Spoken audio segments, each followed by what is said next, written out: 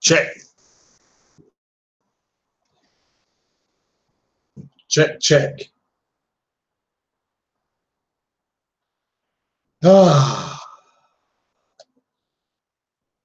What is going on, ladies and gentlemen? First things first, need to give a shout out to, I believe it's Next Gen 720's birthday, and he has some pretty ominous news about the Xbox community. He has apparently shut this, make sure it's all right. He is apparently the people. There are some people in the Xbox community that have threatened Next Gen 720 with rape. I was just listening to his Twitch stream, and it's pretty disturbing what's coming out of the Xbox community. Now, look, I've done some podcasts with some Xbox cats, not a whole lot, but you can always tell when a man likes his biscuit a little bit cheddary and buttery, and now they are threatening to rape somebody. It is terrible. I mean, they want to render people unconscious and threaten with sexual assault, all because of some video game called Crackdown 3. Now, I don't know anything about Crackdown 3. I haven't played it. I can't render a judgment or my opinion on it. All I can say is that this is tough. I mean, it's a tough day to be sitting here when you lose total control when you're talking about sexually assaulting a man's butt. I mean, I don't know what else to say. I mean, they want to go straight booty warrior on Next Gen 720. Now, it's like that skit. I like you and I want you. We're going to do this the easy way, or we're going to do it the hard way. So I just don't get it. I certainly hope that nothing happens to him.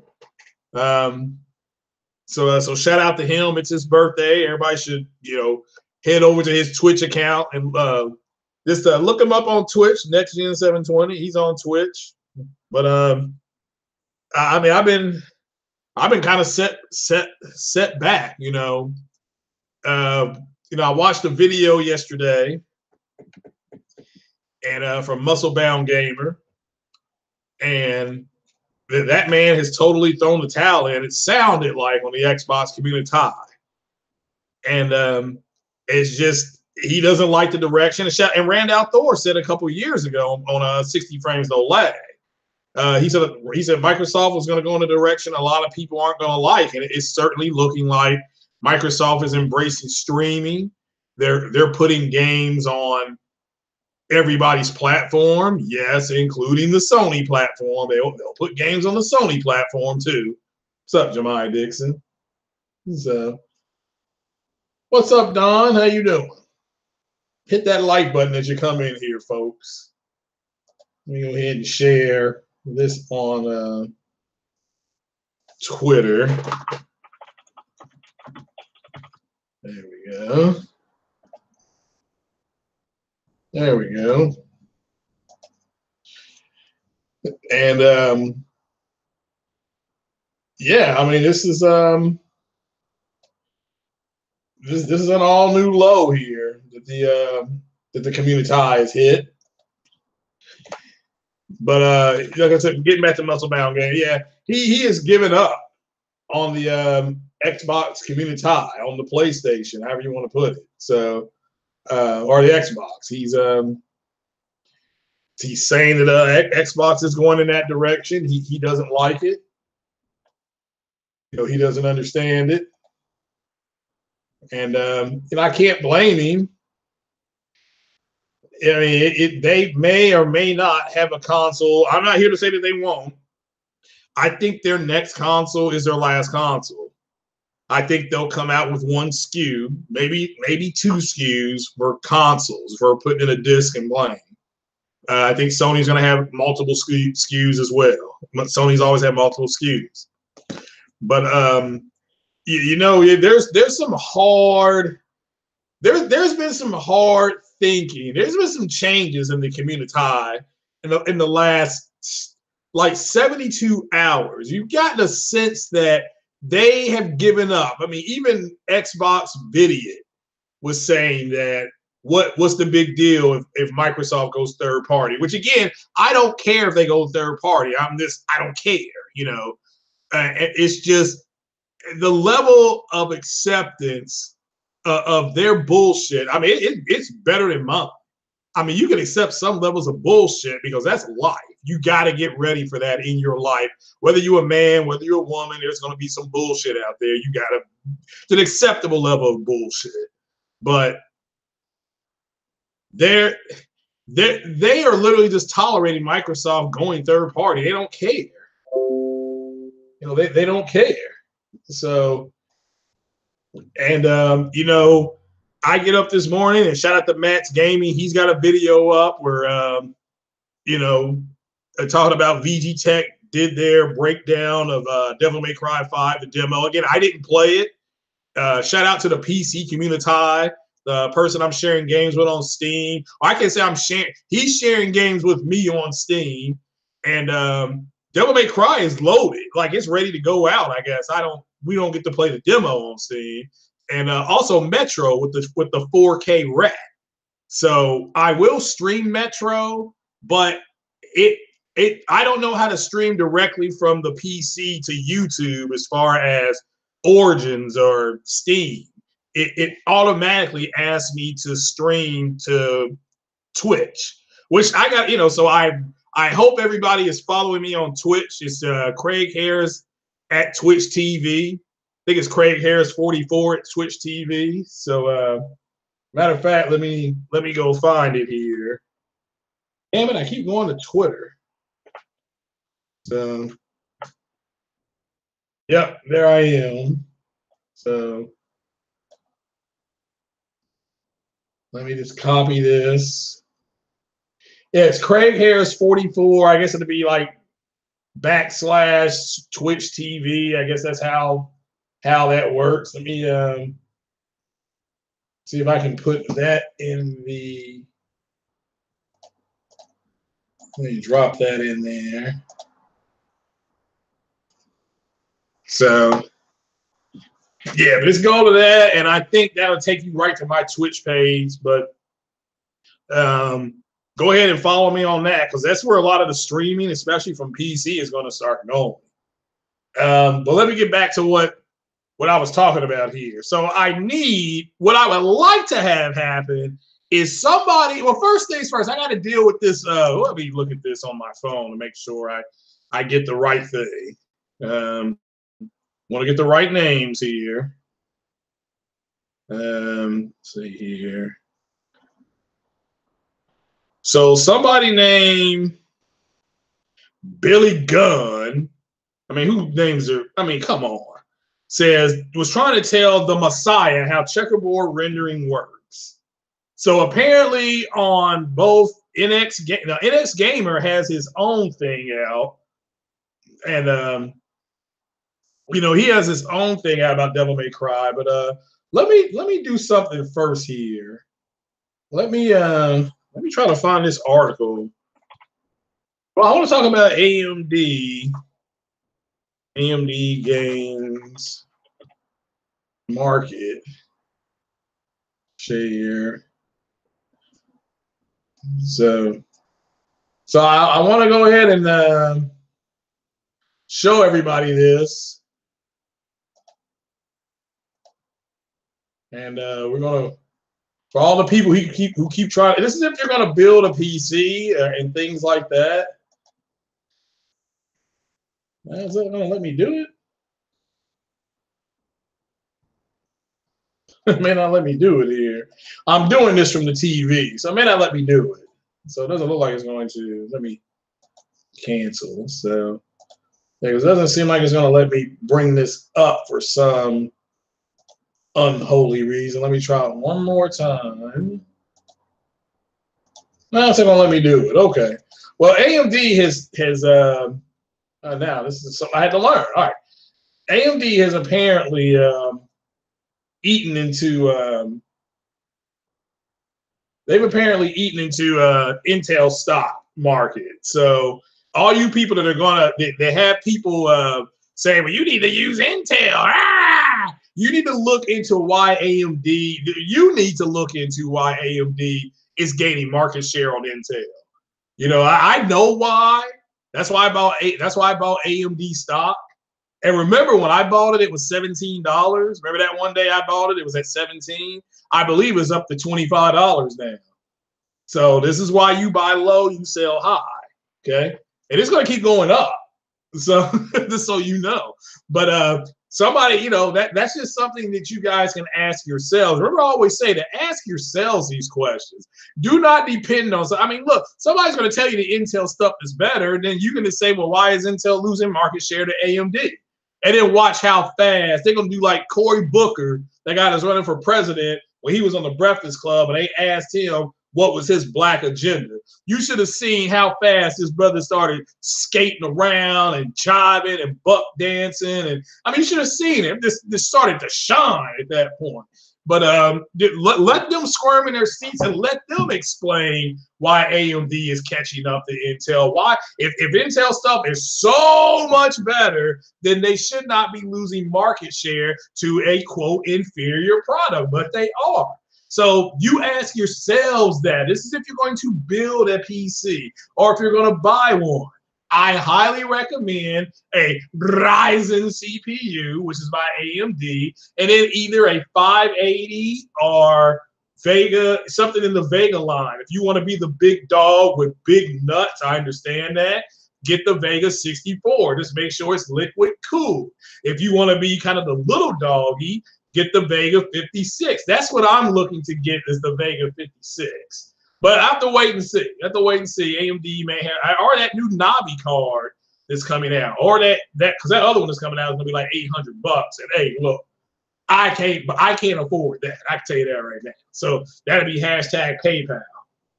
But you'll get a gaming PC with a Ryzen CPU and the GTX. Well, yeah, there you go. You can get that too. So although I would wait and see what AMD had, because the AMD graphics card that's coming out, it rivals that. It rivals that. So according to the Xbox community, Crackdown 3 is there. Okay, I don't know. It should be, because it's a first party game, so it should be native for 4K. That's all I can say. I'm not saying that it is or it isn't. I don't know. I haven't played it. But I mean, my main concern here is that I need somebody to really try to explain. Okay, first things first for Billy Doc. Checkerboard rendering. Checkerboard rendering is all right. So what they do not understand in the Xbox community, what they do not understand is that the pixel count can start one place native, but the final count may be different. The final count may be different. And if the final count is, hell, I don't know. Let's just say the final count can be, 2,000 pixels. It can be 1,900 pixels. It can be, 1,600 pixels. So how do they get something that is, how do they get something that's 1800p to checkerboard to 4K? Okay, so checkerboard is a mathematical equation. I don't have time to really explain that. I'll simply say that obviously they're already mad. So Billy Gunn's mad at me. He's now saying that I don't have a clue. So have you ever seen a checkerboard? That's what I'm about to explain to you, Billy Gunn. So I'm saying yes, Billy Gunn. We are talking about you right now on my podcast. But here's how checkerboarding works. Here's how it works. So they take a native pixel, okay? Just understand that. They take another pixel, okay, a native one, all right? And they clone it. They mean the technique allows them to clone that pixel. So now they take a clone native pixel and they plug it into the next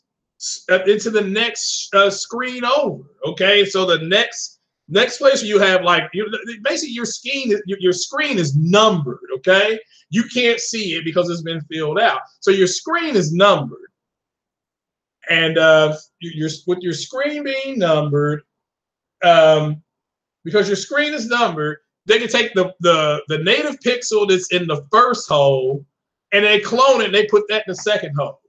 And then they may take another clone pixel. Yeah, you're going to get 50% roughly of the output of the native pixel. But since it's not a true native, since it's not a native pixel, it's a clone pixel, it's not as bright, it's not as shiny. Okay, so it's not as sharp. All right, so so it's I really think that Billy Doc doesn't understand that. All right, but this is the way checkerboarding works. So you understand you have a native pixel, you have a clone pixel, native pixel, clone pixel. It looks like a checkerboard. It looks like a checkerboard because you got one native, one a little bit darker, one lighter, one darker, one light. It looks like a checkerboard. Hopefully everybody can imagine that. And because they're plugging those pixels into other holes, that's the best way to put it, into different numbered holes, that pixel count fills out. It's just not native. But Billy Doc don't understand that. Billy Doc thinks that, well, if it says 1600p, it's like with Spider-Man, okay? Spider-Man may have had a native output at whatever. It could have whatever, 1650p. That's the native output, but what they're able to do through temporal aliasing and through the checkerboard and through sparse rendering and all these different techniques to render is they're counting the final rendered pixels. They're not counting whether the pixels are native or not. What counts is that the pixel count is full. And a lot of these cats don't understand that, okay?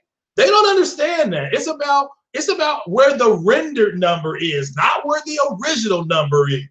Not the alpha number, but the omega number. So the omega number is 2160p. All right. Like I said, you got some people out there that like they cheddar biscuits buttery. Okay. I like a little butter on my waffle and on my pancake. But remember, these Negroes, they go extra buttery. Okay. They go extra saucy. I mean, this one dude was like, well, this was in the in VG Tech. VG Tech said that so Devil May Cry 5. They said VG Tech said his count was 1792p for the Pro. 1792p. P is in pixel. Don't you know one of these cheddar butter biscuit eating moist ass simps said, well, so what he did was he just said it was 1800p. He said it was 1800p. And I'm talking about VG Tech because he's just rounding up. 1792 is closer to 1800 than it is to 1700. Hell, even I know that. It's called rounding up and rounding down. But this guy said, oh no, he's not being accurate. He's lying. Really? This is what this guy said. And this, I think, was in the Matt's Gaming set. I mean, they are over there just going full retard in his comment section. Not Matt's.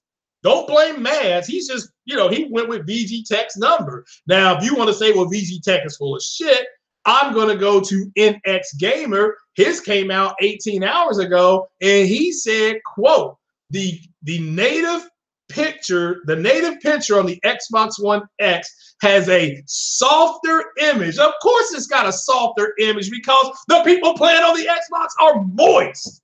They are moist. They are soft, okay?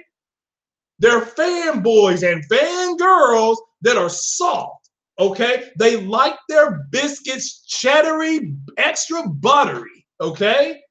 I don't care what kind of whatever you want. They want to put cinnamon butter on there. They'll put cinnamon butter on there. They're gonna sprinkle it with any twinkle toe, moist ass stuff they got. All right, they're moist. They had again. NX Gamer said, "Quote: There is a what did he say? He said there's it has a softer image. They said the PlayStation version of it was sharper." The same as Resident Evil, the same as Ace Combat 7 that just came out. And get this, apparently you can go in, and this is something that started for 2019, I guess, because I want to talk to somebody. I don't know if it's Dark Cloud. As a matter of fact, I'm going to email Dark Cloud just to ask him this, because here's what I think happened. I think at the end of 2018, Sony said, we're going to have all our games try to get to 60 FPS. Because this is what I'm seeing, okay? I'm seeing it with Anthem. We got it with Resident Evil. Now we got it with Ace Combat. But you can go into your PlayStation, and it can be a pain in the ass. Go to the settings. Go to the output. Go put it for 1080p. And I guess turn off something. And then all of a sudden, you get an extra 20 to 30 frames per second. And I'm just telling you all right now, I'm talking all of you up and down the chat. Listening now, listening tomorrow, we'll listen later today, we'll listen a week from now. When you start playing games at close to 60 or above, you're not going to want to go back to 30 unless it's like a real-time strategy, like an XCOM or the Alpha Centauri game by Sid Meier's, Halo Wars. You're not going to want to go back to 30 FPS. And I can't believe I'm saying that.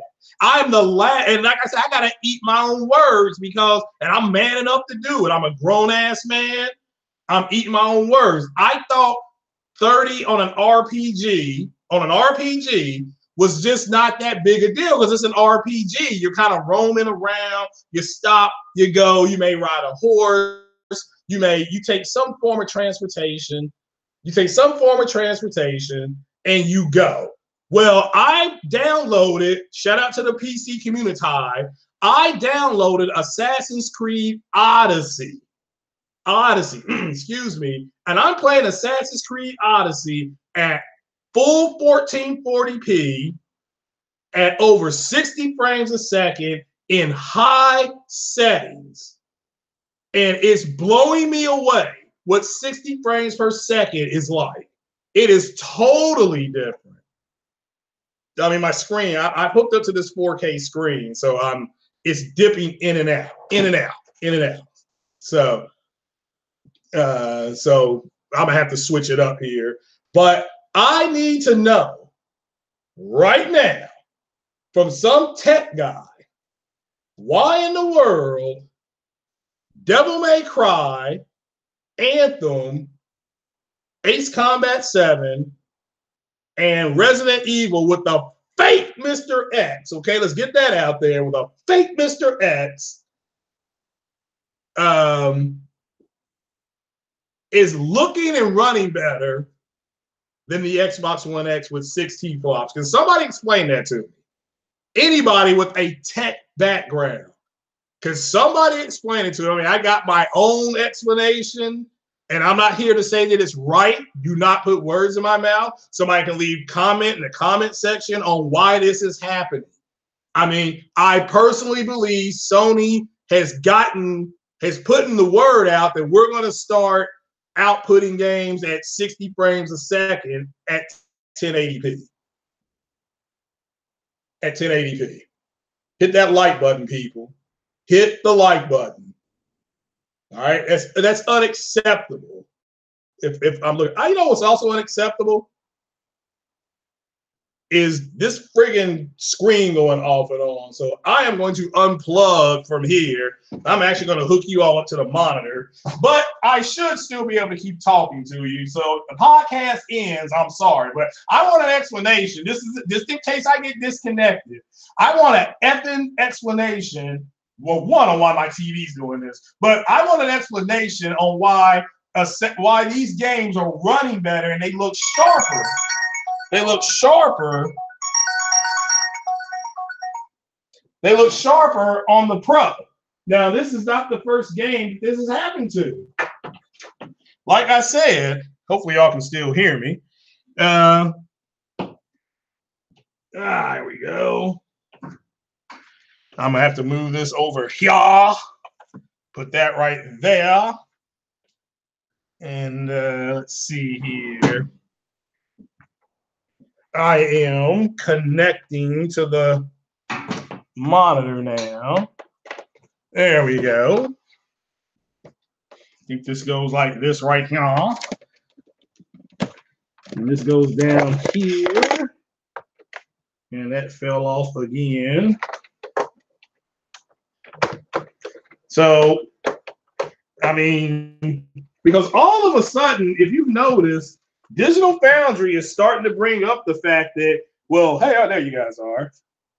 Digital Foundry is starting to bring up the fact, let me put this back here.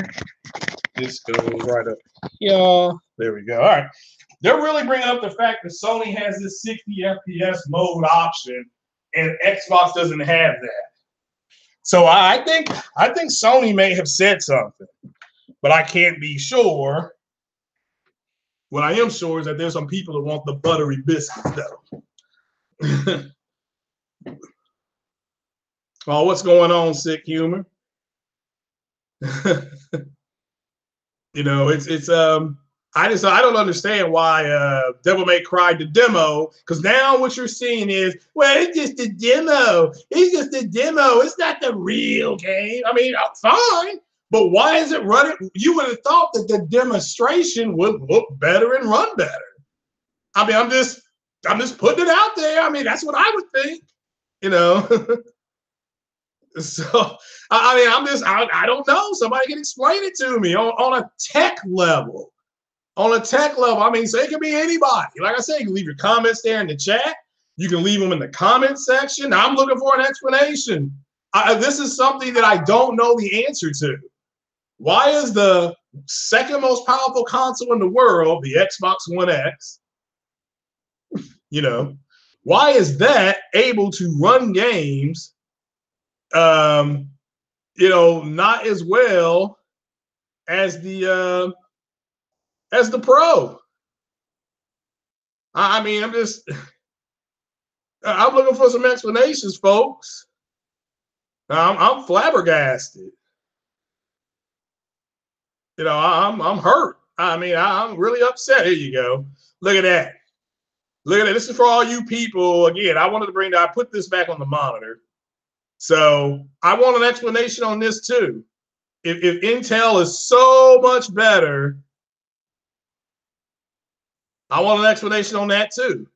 I mean, don't get me wrong. I want the smoke today. I'm looking, today is explanation Saturday for me. Sometimes the church gives you the information, but today the church needs an explanation. Okay?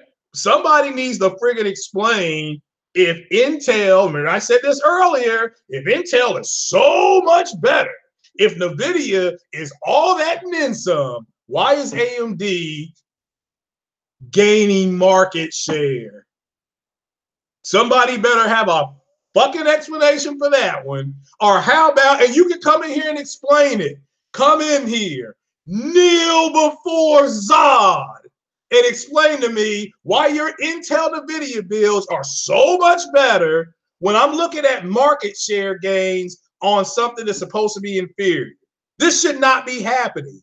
This should not be happening according to these people. Like I said, they get that little, what's that name of that little thing? Oh, come on, the Pillsbury Doughboy wakes them up in the morning He asked them, how would you like your biscuits today? And then these Negroes say, extra buttery Pillsbury Doughboy. And he goes into that kitchen and he gets that little swap going. He gets out the parquet and then he puts that butter on there. And then he sprinkles some cheddar and some cinnamon. And then these guys, yeah, oh, this is so good. Yet I'm looking at reality right here. This is why you come to this podcast. Not to hear the bullshit, but the real shit. Like I said, do not ever listen to anybody who says that their bills, no, they're not. They're not. Okay? As somebody who had to do remember you all were, people were mocking me. Oh, it's taking so long for him to build a PC. We're going to have a lunar eclipse by the time your PC's ready. Fine. I mean, I took the ribbon. It's cool. It's part of it. I got to, I like to laugh and joke. But here's why. It's because I found out AMD stuff is just as good, if not better. Go look at the test yourselves. Go look at your testing. Go look at the NVIDIA stuff and Intel stuff and do not listen to what anybody's telling you. You go do it. And then you come back and you kneel before Zod and you explain. Because this is the reality, people. I'm not making this shit up. Look, 2/9/2019. That was yesterday. Wow. Analysts also show analysis, not an analyst, not Michael Pachter. Analysis has also shown that AMD has increased its share of server and PC markets. They're increasing because they're better. You don't increase because you're garbage. You don't sell more. Who's selling more between PlayStation and Xbox? PlayStation. Why? Because PlayStation's better. Xbox is garbage. Garbage. Why is DC not doing as well as Marvel? Because DC is garbage. It's garbage. Okay. You don't sell better. You don't come to the church and say this is better when this wrecking ball is going to hit you right in your nuts. I will bring this out and I will crush your nuts with this article. I don't ever want to hear about Intel again. I don't want to hear about it. If you're going to build a PC, you go with AMD. Okay, that's where you go. Don't Craig. No. This is where you go. Intel is losing share. They're losing market share. Why are you going to tie yourself to a bunch of losers? See, I mean, don't get me wrong. I mean, that's who you are. That's who you are. So you know. That's right. Like Christopher Hardy said, you kneel before Zod. This is all you got to do from now on. AMD is cheaper and Intel and NVIDIA overpricing themselves out of the mainstream. That's part of it, but people will pay for quality in Patient Fire. Maybe AMD's quality is just as good, okay? Maybe it's just as good. But again, we still need an answer on why Devil May Cry. I mean, that's the question today. Okay? That's the question today. So shout out to Ryan the Professional. He's changed his name to BitCloud Gaming. He just posted a video on Nintendo has played Microsoft into building their new online infrastructure. Well, that's actually a very efficient way to look at that. So, I mean, I just need an explanation. I mean, does somebody know? Does anybody know why? And I'm just, we got the Xbox community going, threatening to rape people. We got that happening. We got them threatening to render people unconscious. We got Muscle Bound Gamer, who I may have to eat some crow on that too, because I thought he was just trolling when he quote unquote went to PlayStation. He may be done. I mean, I don't know. I'm not here to say that he may switch his what do you all say, his preferred brand. I think that's what you guys like to say, right? Preferred brand. So, but I want to know why Devil May Cry is running better and looks sharper. I mean, look, this is what the experts said. VG Tech said that. NX Gamer said that too. So, and also it runs better on the Pro. I mean, I don't what do you else do they say? Don't at me. Yeah, don't get mad at me. I'm wanting an explanation from the Xbox guys. Like I said, come down here. I play Assassin's Creed at 4K 30 Ultra. I highly recommend you play that game at 60 frames a second. There's okay, look, I pulled up the Assassin's Creed thing on my PC settings because I got the world's most powerful PC.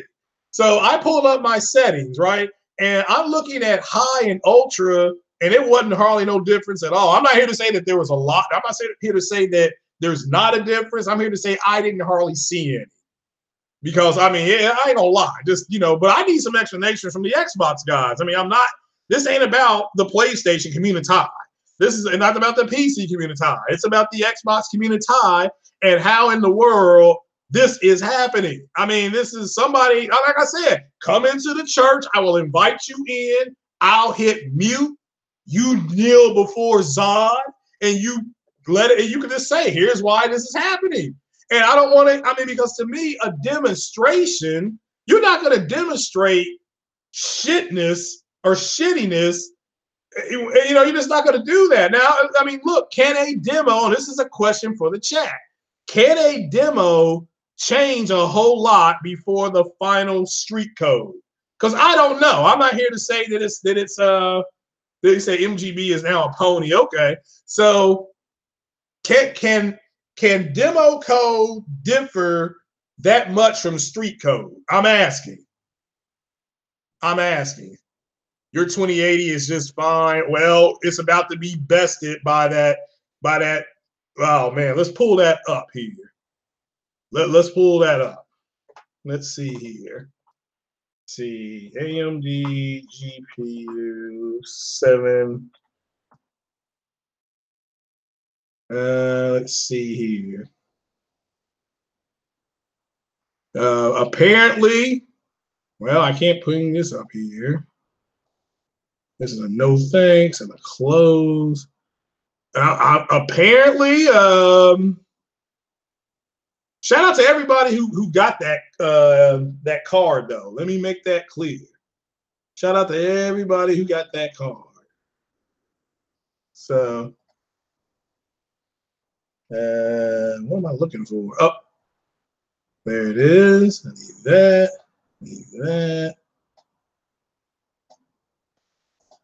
Apparently, I said apparently, this card is better.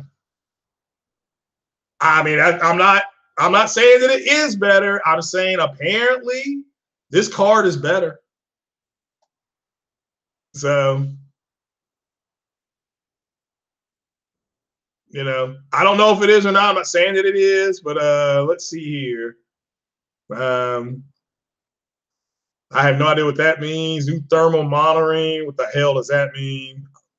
So,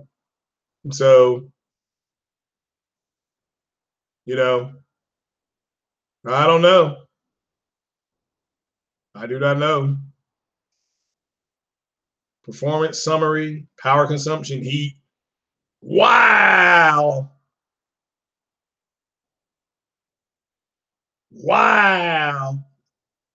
Power consumption, something called an RTX 2080 is 419. Up here it says watts lower is better. So, I mean, I don't know if that's true or not, because I mean, this is way above my pay grade. This is way above my pay grade, what you all are buying. So apparently this card's better. I mean, I don't know if it is or not, but apparently it's supposed to put the fear of God into into NVIDIA. I mean, that's not me saying that. That's what the other people are saying. But anyway, I need an explanation. I mean, guys, I need some help with this. Why are these games looking sharper and running better on the PlayStation? I mean, what did we miss here? So, so the 1080 Ti is better. Okay, that's fine. I'm not saying that it is, or that it's not. So I can't say that something. I don't have either one. I mean, I can't. How much is a 1080 Ti? So, yeah, how much is a 1080 Ti? So the Japanese are nationalists. That's okay. They're nationalists. Why is that's not having to do with my question. Okay, you're talking about a totally different subject. The Japanese people I know are not nationalists, but again, didn't the United States defeat Japan in World War II? So why? Well, that makes no sense. I need an explanation. I mean, I need help. Somebody come in here seriously with a tech background, and I'll hit mute. I will hit the mute button, and then you all can just take off on it. I'm not going to talk. I mean, if you're going to say, look, here's why this game is looking and running better on the Pro at 4.2 T flops than the X at 6.1 or whatever it is, 5.86, whatever. So I'm looking for a little help. I need help with this one. So they aren't gimping the Pro version. Okay, that's cool. I like that. It's just not optimized that good on One X, but it's the same architecture, right? And the x86. The Xbox One X has bottleneck issues. Cool. So, okay, I'm gonna send the link. Sick Humor can get in here because he's a tech guy. Let me see here. Okay, first thing I have to do is I have to go here. I have to go here. They go here and close. And let's see here. So somebody got to come in here and explain it. And so, all right, here we go. There you go, Sick. I put it in the PPP revived talk there. So, oh, and does somebody have cable? I need to watch this Duke Virginia game. So, because I want to see if the Virginia students come in blackface.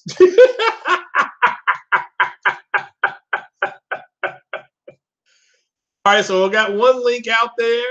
I need somebody from the Xbox community to come in here, kneel before Zod, and explain it. I mean, I'm just asking. So, how much was the 1080 Ti? How am I stubborn if I'm asking for help? Okay, so the 1080 Ti is $1,000 in England. All right, now let's see how much this new AMD card is going to be. So find this out real quick here. Let's see here. Let me just type in price. Let's see here. Well, how much is it going to cost? God damn it!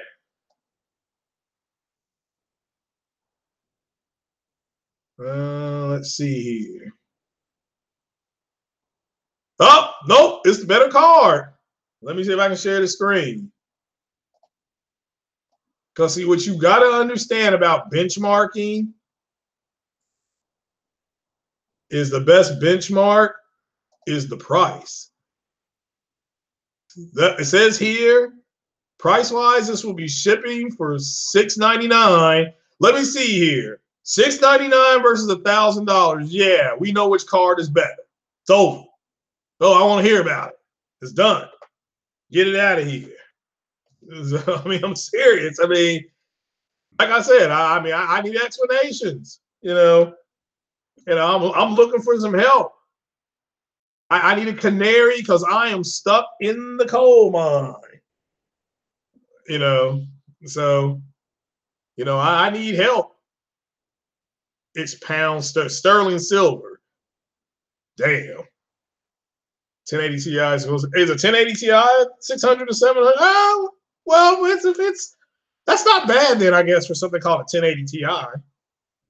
So whatever happened to the 980 Ti? I remember that a few years ago. People were yelling at, I got a 980 Ti. I got a 980 Ti. So what the hell's a 980 Ti? So so celebrating like you got a like screaming like you got a sexually transmitted disease, you know. So all right, the pro version gets 5% more frames on average, but pushes 25% less pixels. Well, again, I'm not asking, that's fine. Performance, when you're in a game like a Devil May Cry game or a fighting game, you want better, you want higher performance. You don't, I mean, graphics won't matter if you're if you know you need at least 60 frames a second. Well, you need to try to get there. I'm just asking, why is this game running and looking better? I mean, because again, according to NX Gamer, he said, quote, it has a softer image on the Xbox. I mean, that's what he said, not me. So again, I want somebody from the Xbox community to come in here and explain, kneel before Zod and explain why this console is being outperformed. Look, the entire year, it's been outperformed on these multiplats in performance and in graphics. Well, I can't say graphics, in performance and in sharpness, okay? I'm just asking why. Why is this happening? And like I said, I am going to email Dark Cloud because maybe he knows something that, you know, and he can say, hey, look, here's why this is happening. Because this is happening with Ace Combat. It happened with Resident Evil. It happened with Anthem. And I understand people are going to say, well, it's a demo. And I'm asking, is the demo code going to change that much from the street code? I'm not here to say that it won't. What's up, OBJ to Don? The OBJ to Don said Crackdown 3 looks amazing. Again, I don't know. So I haven't played it yet. So I just need somebody from the community to come in here and kneel before Zod and explain. I mean, I'll shut up. I'll mute and you can take off. Craig. What's going on? Oh, what's up, Sick Humor? Shout out to Sick Humor, the PPP podcast. So Sick is going to explain why this game is looking and running better on the Pro. And I'm going to do what I said. I'm a mute. And shout out to you, Sick, for jumping on. And so I'm going to mute, and you can take off, brother. Go ahead. 1 or 3. Before you mute, Craig. A few things have to be understood, right? Okay. One, Microsoft, they getting a little messy, right?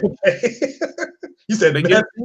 They're getting a little messy, right? They feel like they've pushed the narrative that they wanted to push with these consoles, right? Right. So my thinking is they're not paying to GIMP these versions anymore. Oh, okay. Fair enough. Now follow me, because there's no truth. Let me say this. There's no truth to this. There's only theory. Okay. Right? Mm-hmm. And you've been with me when I've said my theory months and months and months and months ago. Correct. Remember when I started with The Witcher. The Witcher 3 is what really made me scratch my head and basically use the eyeball emoji when that shit came out. Yeah. Right? I said to you, Craig, I said, this is very weird. CD Projekt Red spent the entire launch of the PlayStation 4 Pro saying how they weren't going to make a Pro enhanced or Xbox enhanced version. True. Until right around the launch of the Xbox One X. True. That's true. Right? Yep. Right? Mm-hmm. Now follow me, because we don't have any proof of this, but it's the only shit that makes any kind of sense. So when the Xbox One X released, what happened? They left the frame rate uncapped. They didn't do so with the PlayStation 4. True. Leaving the Xbox uncapped, it gave the ability to be between 40 and 60 frames per second on The Witcher 3 at 1080p. Actually, it wasn't even 1080p. I think it was like 900p at that time. Now, if that was the case, why didn't they do so for the PlayStation? These are the questions that you have to ask yourself, Craig, because then all of this shit would start to make sense. Now, is it weird? Let's just say that this is a game that Microsoft had the marketing rights to. Hold on, Witcher. Are you talking about Witcher or Witcher Yes. 3? Yeah, yeah, Witcher 3 they did. Yeah. Now, not only did it not get an uncapped frame rate, it also didn't get HDR. That shit was exclusive to Microsoft for a limited time Correct. to push this so-called narrative of the power of the X. Now, isn't it funny to you that every other game in the world could do HDR and was able to do HDR right out of the gate, except for this? Is it weird that only with the Xbox is these strange ass occurrences with HDR only being on one console happening? Yeah. Well, yeah. I mean, I can honestly say with the whole Shadow of is it Shadow of Mordor? Is that Shadow of War? Shadow of War? Yeah. Well, that yeah. When they didn't patch the pro version, and they like Digital Foundry had to come back like 4 months later and say, well, they patched it, so now it's the same. They literally had to come out and they didn't do a video on it. They just kind of said it in passing. Here's the thing, though. Here's the thing. Digital Foundry can't be trusted either. Right. They're the ones who have been pushing this narrative. It's almost like they are getting paid based on their influence.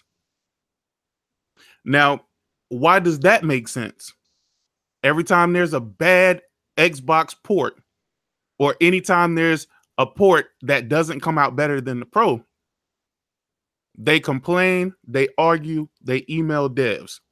At what point do they do that for the PlayStation? I don't recall. I can't recall any. I know there's the rumor was that they gimped the Division for the PlayStation over the Xbox. Yeah. And there's a history to this. There's a history to this. That's why it all makes sense. That's why when you put it together, it all makes sense because Microsoft has a history. I remember Microsoft coming out saying, oh, well, developers shouldn't have to go that extra mile to put work into the PlayStation version. You know, the version should just be the same. If you guys Google that, you'll pull that shit up. You will pull it up. Maybe my wording is off slightly, but I know it was in that particular realm. So Microsoft has been paying to get PlayStation games for the longest. The problem with that is I don't blame Microsoft. I blame the devs that would compromise their work in that way. Yeah. Yeah. They gotta be throwing them some cheddar then. So I know they said they wouldn't mandate anything on the Xbox X, but yeah, I mean that's a good working hypothesis about the about them gimping stuff because Shadow of War was gimped and Witcher 3 they did hold off HDR for a while. You know, and we still haven't gotten an unlocked frame rate. Listen, even if it didn't hit the frames per second that the X did, it would still be higher than the 30 seconds that's there. Yeah. Now, why is it that Microsoft wouldn't want to do that? Why wouldn't they want the Pro to do that? Because then you could turn around and say, ooh, plays better on the X. You see how it works? It skews perception, even when it's not reality. Yeah. So now, when you have games coming out like Anthem, like Devil May Cry, games that Sony don't even have deals with whatsoever. Correct. And they end up running better on the Pro. It's because Microsoft now feel like they have the perception of the stronger console. Mm-hmm. So I'm assuming they got messy and said, why go that extra mile and pay for them to get this when people already think that this version should run better? And when we got Digital Foundry on our side to go to bat for us, we don't have to waste the extra money. Does that make sense? Is it a tinfoil hat moment? I mean, I would agree. That makes sense. But I would agree that it is a tinfoil hat moment, right? Because none of this I can prove. I'm only going based on. Well, it's a lot of coincidences. Yes. I can't prove a UFO crash at Roswell, but there's too many damn coincidences. So the Army Air Force has changed its story like 5 times, and other people are like, no, this is what happened. So no, that's a working theory at this point. I'd say it's it's gone from a hypothesis to a theory because it's happened multiple times. So all right, so your theory is that they no longer are paying. They've always been paying for the PlayStation version, not to get gimped. Right. Now to they're not be on par. Be on par. Okay. Is there any chance that Sony did something? Because all of a sudden, no, because the games are still in 4K on the Xbox. They're not in 4K on the Pro. Oh no, that's what I was going to have to ask you. Is there a chance that Sony has said something to all these people running these benchmark tests? Because all of a sudden in 2019, and we're only 6 weeks in, all of a sudden you're hearing the word sharpness. We've never heard that before.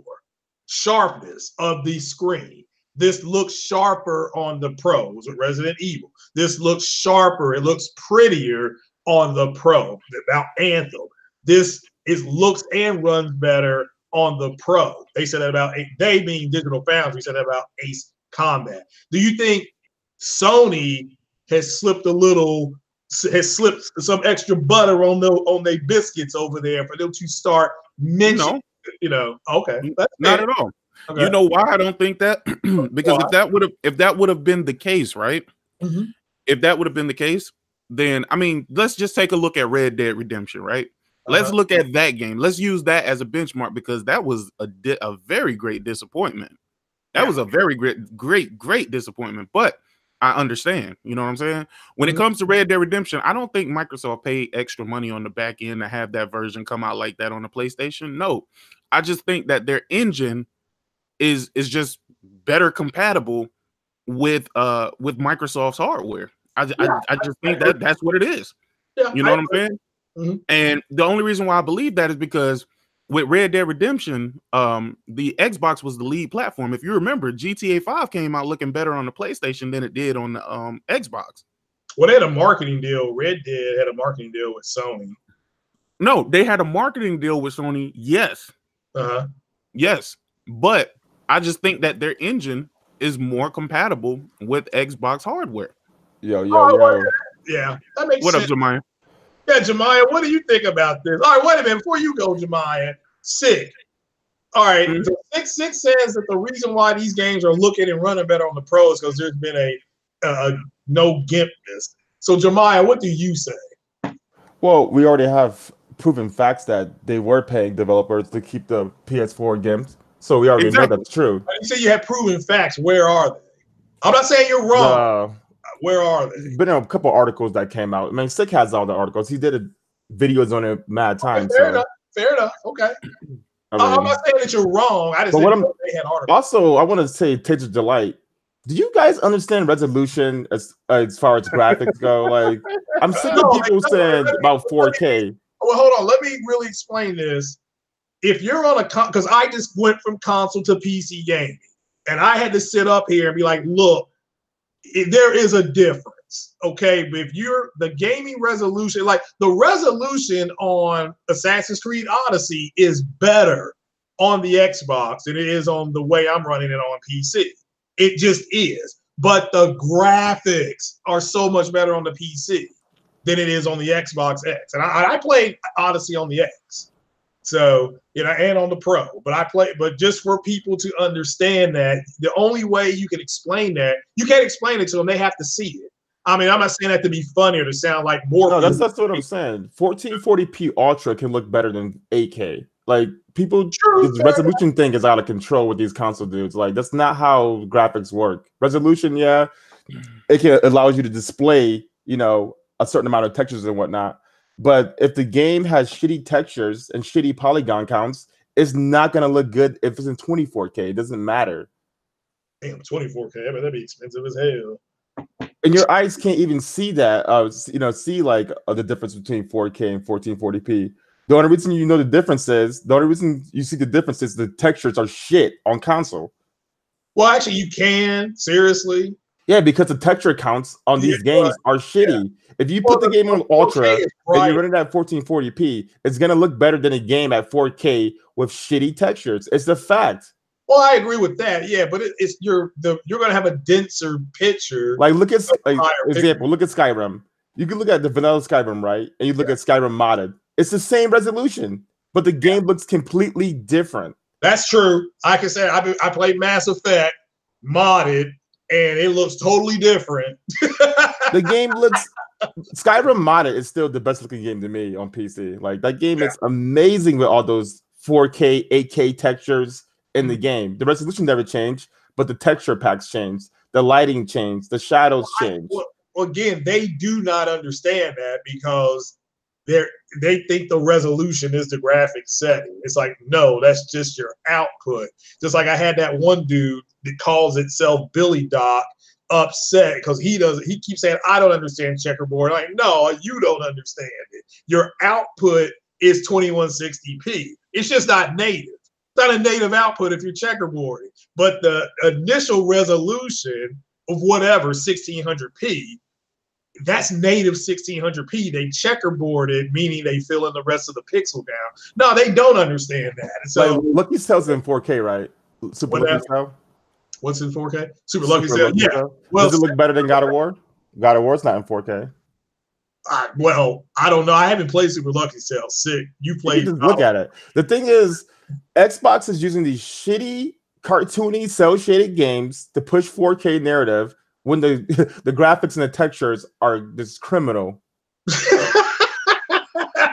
know what I mean, Sick? Like this 4K thing is out of control. Like the game can't even do 4K 30. It's locked. But yeah, you want to brag about 4K. I don't get it. They said it was criminal. Bro, Crackdown 3 looks like some PS2 game. Like I wouldn't even say 360, or that's an insult to 360 in the last gen. These are like PS2, Xbox, base Xbox OG games, bro. Like this shit's out of control. Okay, but then why are the games looking sharp? I mean, again, NX Gamer. I mean, because people got mad at VG Tech this morning. Shout out to Max Gaming. He quoted VG Tech. He left a link in the description. VG Tech said that it looked better on the Pro, and people got mad. People like Taser Delight got mad. I mean, they got mad. And but you didn't have to do much though, Craig. Just take a look at the game. When I played that game, Devil May Cry, I was like, yo, this shit looks amazing. But you played on PC, right? I played it on PS4. Oh, okay. I didn't know. I saw that's right. You did have the demo. Yeah, But okay, but then I just don't understand why all of a sudden this is happening. That's why I'm like, okay, you saying this tinfoil hat. It would Can I give you another theory? If the check didn't clear in 2019. So, but how about Sony actually telling saying to the developers, look, we can turn this down? Because how would the developer would they suggest that to Sony, or would Sony suggest that to them? I mean, how you can turn off the output, change the output setting on your Pro, make it 1080p, and no. That's a design thing. That's a design thing. The console was designed to go from 4K mode to 1080p mode. Okay, and it's just they being Sony have not really been pushing that. No. Okay. Think about it. How many developers came out, including Anthem, saying, "Hey, if you switch this to 1080p, you'll get better frame rates"? Zero. Yeah, I haven't heard any. Not even. So they had no fucking clue that was even happening. Right. It's just something that was figured out by Digital Foundry and other fucking technical analysis people. That's all it was.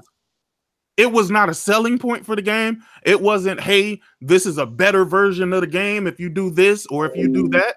No. Well, I don't disagree with that. Well, that's what I'm saying. Do you think Sony, all right, so they designed the system to do this the whole time. Why do you think, and I'm asking why, I'm not trying to put you on the spot. Why do you think that this is just now happening? I know it happened with some of their first party games. God of War has a 1080p mode with 60. But this doesn't have a traditional 1080p mode. You literally have to change the system resolution for this to happen. That's why I'm saying this wasn't a development design. This wasn't something that just happened during development where they say, hey, we're going to implement this specific mode. No, this just happened to be a coincidence. So, well, I don't disagree. Also, you got to understand, Craig, is the Xbox CPU is still trash. Yeah, well, you can't just overclock it and think it's gonna somehow compete with a better grade CPU. That's plain facts. The PS4 has a better CPU from the get-go. Really? I thought No, the X had a better CPU. No, the PS4 always had a better CPU. The Xbox X, they just added a freaking better GPU and overclocked the CPU, which makes it bottleneck, and that's their biggest issue. You know, it's so funny because nobody ever mentions that. Nobody ever bring that up as a point of deliberation when we have these arguments. Nobody ever says that. It's almost like, hey, they think that the original Xbox and the Xbox One S doesn't exist, right? This generation started with the Xbox One X and the PS4 Pro, right? That's what people think. Second of all, they have no idea what Sony put into with the R&D of the PlayStation 4 Pro. All they know is these two sets of numbers, 4.2 and 6. They have absolutely no idea of what that means in real world settings, right? That's number one. They also have no idea why they're even quoting teraflops. They have no fucking idea. It's just, I think 6 is greater than 4.2. Fuck all of the other tech, right? Fuck all of the other tech. Fuck rapid pack math, right? Because they just totally discarded that as that's something that doesn't exist, right? Don't worry about CUDA cores either. That is true. Yeah. They don't even know what CUDA cores are. Like, I don't even want to talk to these people. No. And that's why when we get, that's why when I hear the tech talk and I hear people saying, oh, but this console is a beast based on what? Well, somebody who just put together a PC, I can tell you there ain't a whole lot of difference between 4.5 and 6.1.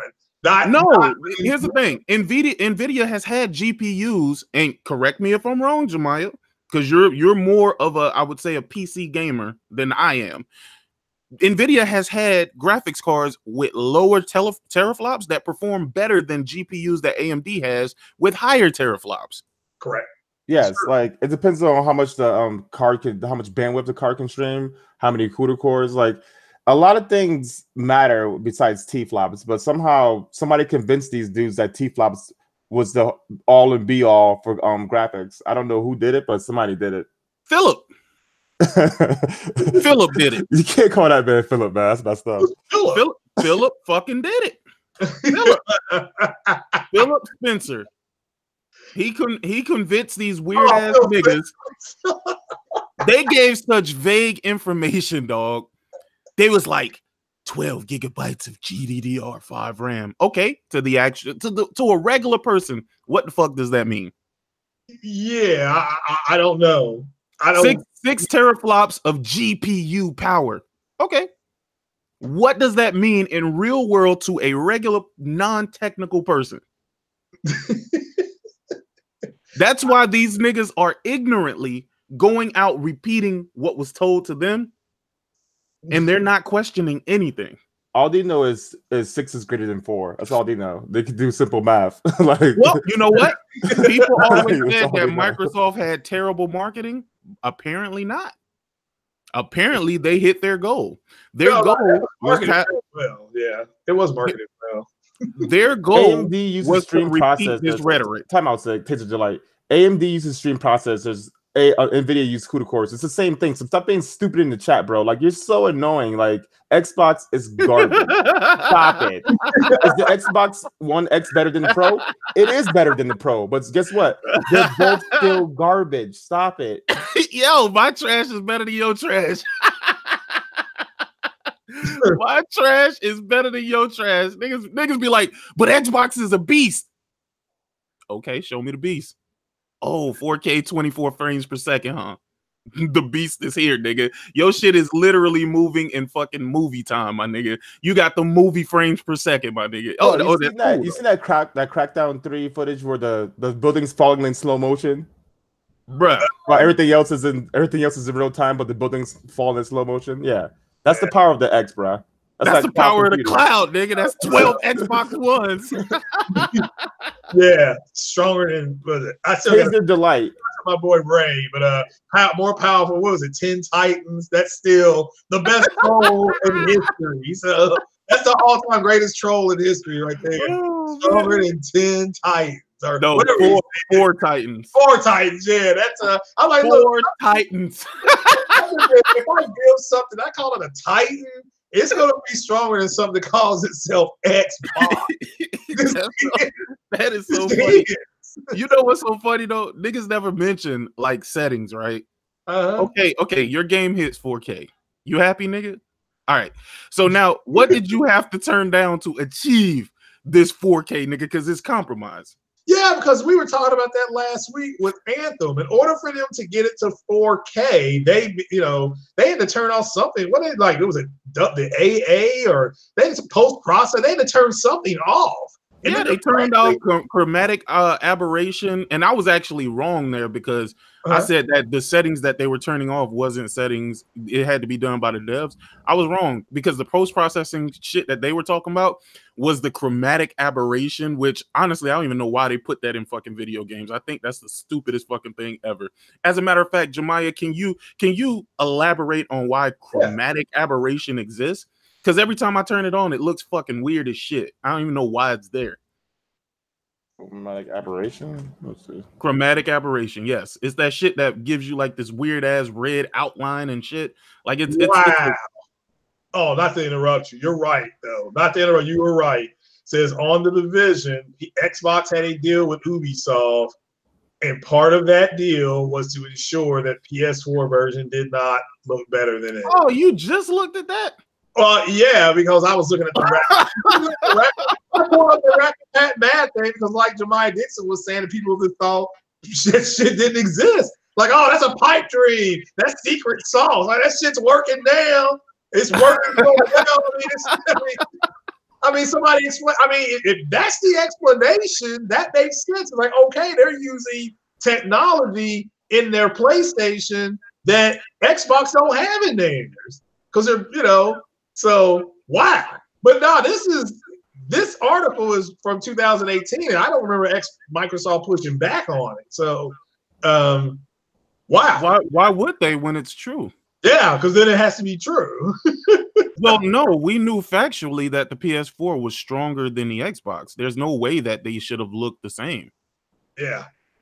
Yeah, go ahead. I didn't mean to interrupt you. When I saw that. No. You good. I was done. I want to figure out what the fuck this chromatic aberration is used for. Like, oh, okay. I to be honest with you, I have no idea why they put that in any game. I turn it off every time. They put that shit in the Evil Within. They put it in a couple of games that I played, and I'm like, why the fuck is this here? I mean, I know everything about graphics, but I looked it up. It's just it causes that 3D effect. You know how you get that red and blue ring? Yes. I know exactly what it does. I just don't know why they do it. I don't know either. Like to be honest, like can anybody in the chat tell us why they do or why they put chromatic aberration? Well, that's what it says. There's an effect that simulates rainbow effects on the edge of an object found in old films and pictures. I don't know why anyone would want that, and they do. Maybe it's for a cinematic look. I don't know. No, I think the only reason why they would do something like that is because they're hiding something else. Yeah.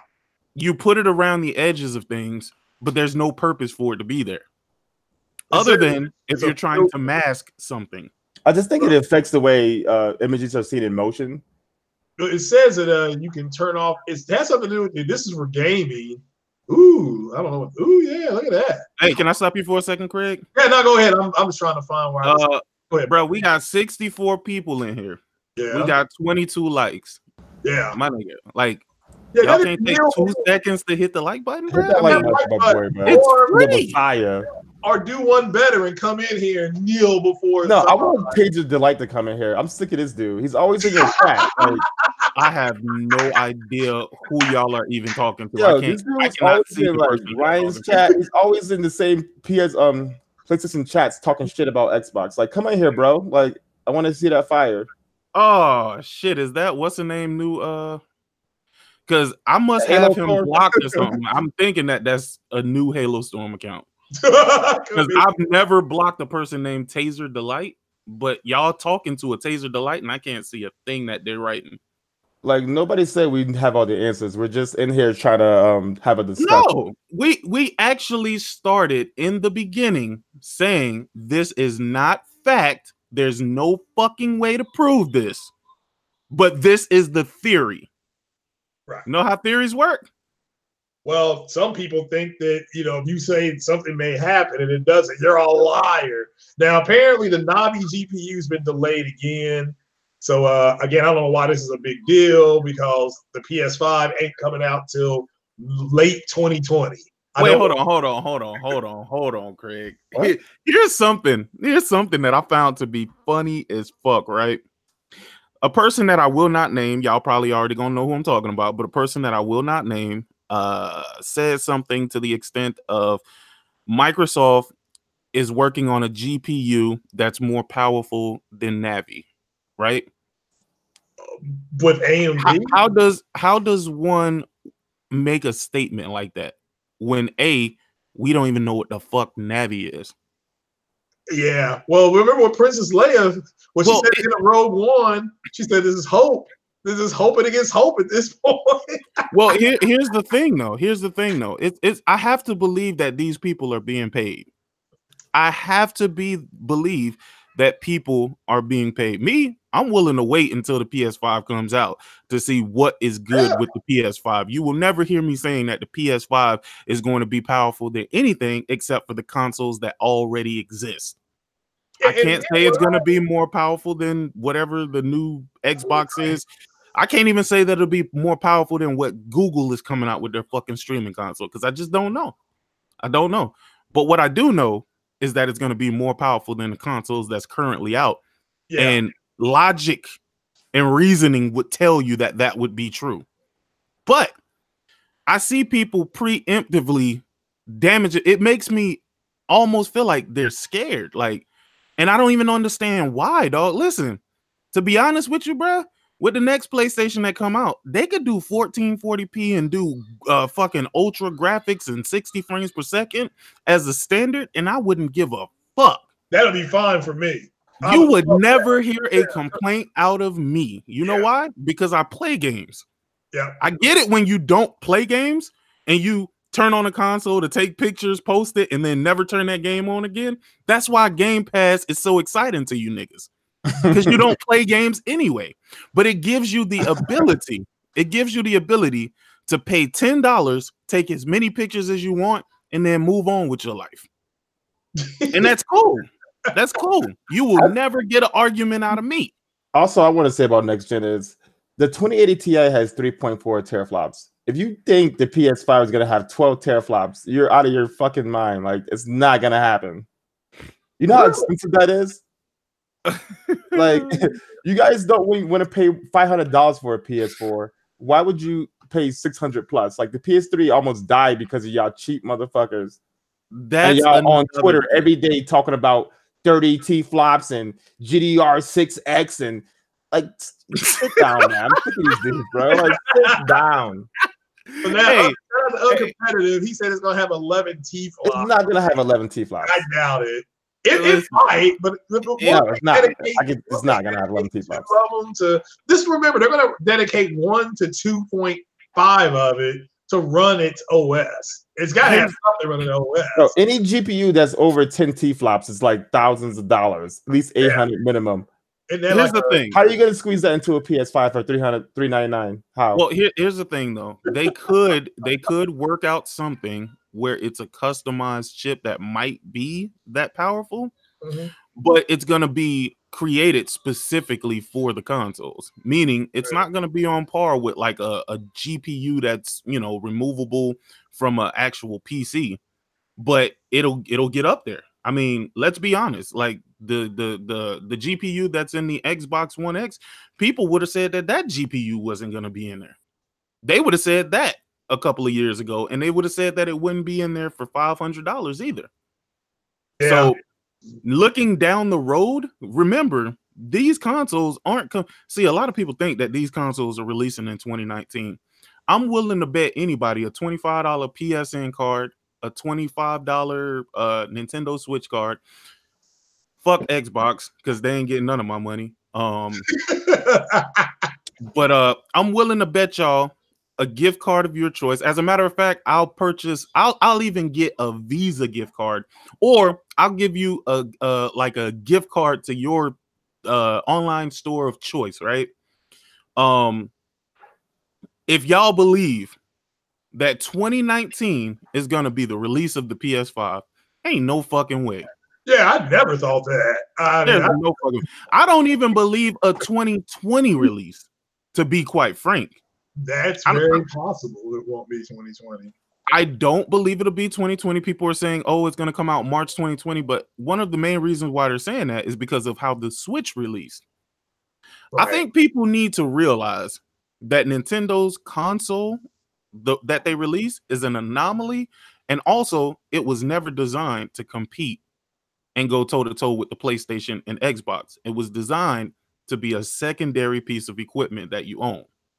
Meaning, like I said, if you're a PlayStation gamer who detests Xbox, you're still going to get a Switch. And vice versa. If you're an Xbox gamer and you detest PlayStation, you're still going to get a Switch. Nintendo might be the smartest company out here because they found a way to phase themselves out of the console war while still remaining in the console war. Yeah. Well, this is for the chat. I saw somebody in the chat talk about Mark Cerny said it's going to take eight T-flops. Look, he said that as a personal estimate. He didn't test that. It says, but this is a personal estimate. It's a theory. It's a theory. Man, y'all are stupid. I know there's 60. There can't be 60 stupid people in that chat. I know there's like 5. I would seriously believe 8 to 10 T-flops. Well, that's to get 4 now, because AMD got it at what, 7.4, but that was for 4K native 30 FPS. You know what though? But Xbox, had it had a better CPU in it, would be a better console at this point. Right. It's not the GPU that's holding back that console; it's the CPU. Yeah. So if it would have had a better CPU that didn't have all of the fucking bottlenecks that it has, we wouldn't be having the same conversation right now. It wouldn't be a toss-up. It wouldn't be, okay, I'll trade 4K for worse frame rates. We wouldn't be having this conversation. The reason that we're having this conversation is simply because they decided to stick with the Jaguar. And I think they did that purposely to not put themselves in a position where they had to say that the Xbox One X was a part of a new generation.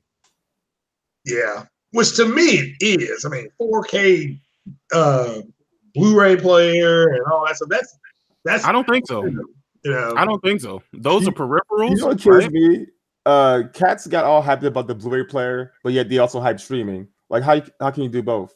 Because Microsoft told them to. Like, most people download their movies off of Amazon or whatever, they watch it on Netflix. No, they also have Kodi, my nigga. 4K Blu-ray DVD or they champion Kodi, bro. I still don't know what Kodi is. I don't know what that is. Bro, Kodi is a service where you can fucking stream. Listen, it's really a media center, right? Mm-hmm. It used to be the HBMC. You remember the shit that used to be on the Xbox a long time ago? Mm-hmm. Yeah. The media center shit. They rebranded it to Kodi, but they have a feature on there, which is the reason why people even use Kodi, where you can stream illegal movies. You can stream pirated movies. Mm-hmm.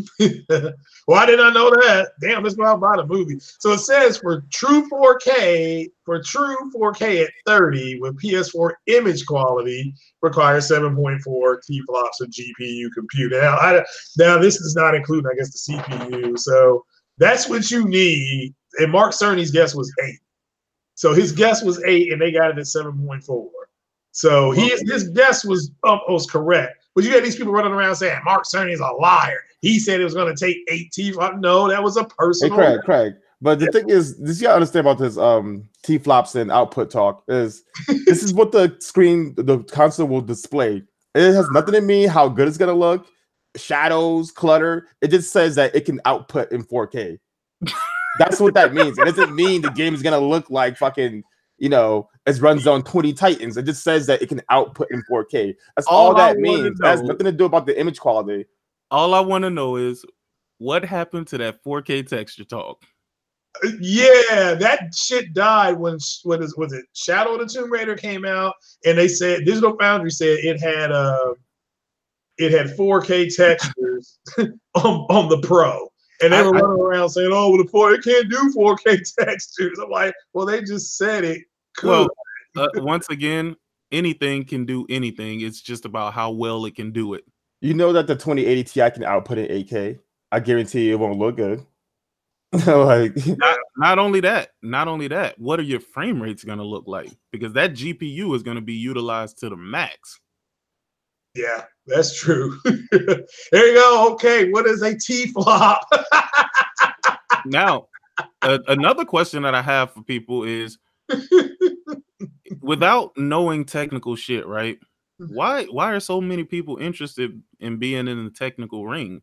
Wasn't this what we despise PC gamers for, like just a few years back? Yeah, so they're talking about how. Yeah, I do remember people talking about that. So no, but I'm saying I thought it was about convenience. I thought it was about sitting on the couch, grabbing a bag of Doritos and a soda, and hooking up your HDMI to the TV, just hitting a button and turning it on. Now niggas is talking exactly like what they despised this entire time, because they don't have any games. No, they have to resort to power talk. That's all it is. Well, like, let's be honest. PC. I'm a PC dude. If I had a choice between PC or console, I'm gonna go with PC. But I had to admit that those PS4 exclusives were fire. That's why it got me a Pro. Yeah, you know what I mean. And it's funny because the exclusive talk will reconvene when Microsoft actually has a exclusive. Even if it isn't exclusive. You see how they start saying Xbox exclusive and Win 10 family, and they're lumping it together. I'll give Microsoft PC. They can if it comes on PC and Xbox only, it's Xbox exclusive to me. I'll give them that. Guess what? The games are still a garbage. Nah, we just give them that. We give them that caveat. You know what I mean? No. Game's still garbage. No. So give it to them, man. Do that. Come on, sir. We can't do that because Steam, you don't have to go through the Windows 10 store to get it. Yeah. Lucky Tales, you don't have to do it. Sunset Overdrive, you don't have to do it. You can go through Steam. You don't have to go through the Windows 10 store. Yeah, that's Windows. Microsoft has no bearing on Steam whatsoever. Well, it says if it's an Xbox, like Microsoft Studios game, and it's also on PC, I'll say it's exclusive to Xbox. It's not. D, I am black, you mother. Don't cut me out. Am I black, motherfucker? Are you black? Like. Well, wait a minute. For everybody who wants to know what a T-flop is, it's shorthand for teraflop. So it says saying something has 6 T-flops means that it has processing set up, is capable of handling 6 trillion floating point calculations every second. Good Lord, that is okay. Now, what is a floating point? Well, that's what it says right here. So you go from one territory of not knowing to the next territory of not knowing. Because it's like for tubes. So 6 trillion sounds amazing, doesn't it? It does, but it says, it's a gauging the computation power of computers. Oh, exactly. People also don't understand the RTX has 13.4 teraflops, but it also has like 13 point something. What is it called? RTX operations. So all that RTX and ray tracing stuff happens on a different part of the chip, and the 13.4 T-flops are still using for gaming performance. Like the RTX is not even out yet. Like I haven't seen any patches for any games that have RTX and a deep learning super sampling patch in the game. When that drops, probably fucking next year, games are gonna change a lot for as far as shadowing and lighting goes. Wow. It says a traditional calculator may only need, it says it has 10 flops. So a calculator, wait, my little bitty calculator here that says Century on it, 10 flops in it. And oh my God, y'all are bragging. Oh my God. Yeah, at the end of the day, Craig, it's just mathematical calculations, man. Like all this shit's zeros and ones, man. These cats, I don't know what they're thinking about. So the faster it calculates, the faster it can compute where things go. Is that kind of what is happening? And then you need a CPU that can handle those calculations. Exactly, because the CPU is like the baby. The CPU is the foreman for the computer. You know what I mean?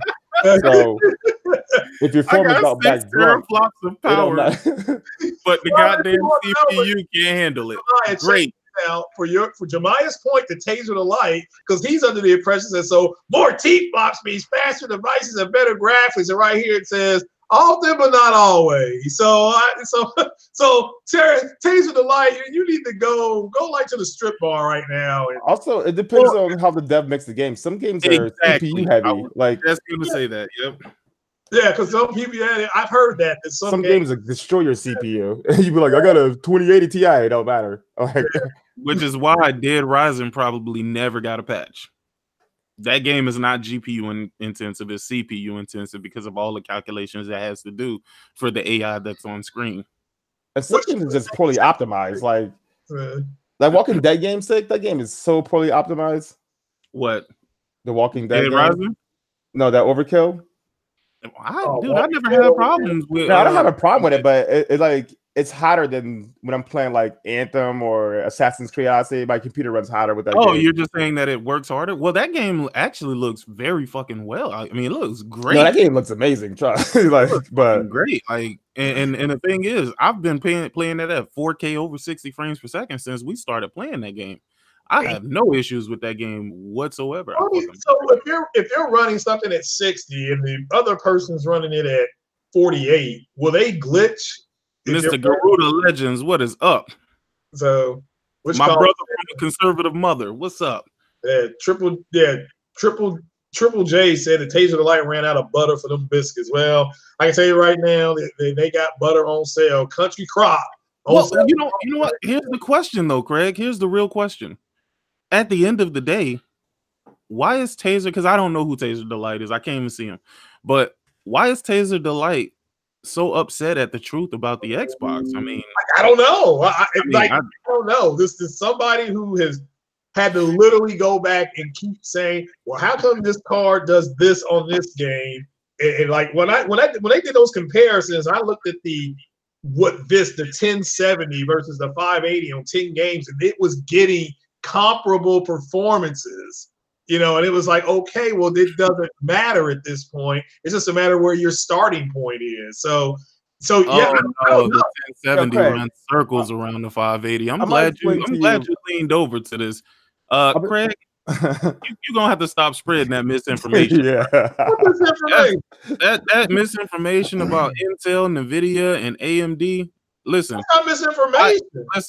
No, but I'm telling you, as an owner of a Ryzen 2700X build, my Intel build shits on my Ryzen build. Then why is Intel losing market share? See, again, you're talking about two different things that have nothing to do with each other. The performance has nothing to do with cheap ass people who are like, oh, well, I'll just settle. I mean, look at how many people go out and build computers with RX 580s and 480s in it. You're building essentially a PlayStation 4 or an Xbox. Well, again, that all makes sense. But then they would not be losing market share. If they're so much better, people are going to be like, well, it's a little more expensive, but it's better. But if I'm getting something comparable, that's where people are going. No, see, Craig, this is what kills me about people. Real quick, sir. It's not comparable though. That's the problem. You're telling people it's comparable, but I would love to put my 1080 Ti versus your 580. What does PC stand for? What about Hey, Craig, what does PC stand for, Craig? Huh? What does PC? Exactly. So mind your goddamn business. like if I want to get a 480 or whatever, or i7 or i20, like it's what you prefer to look at. You know what I mean? Like console dudes have to take what they get.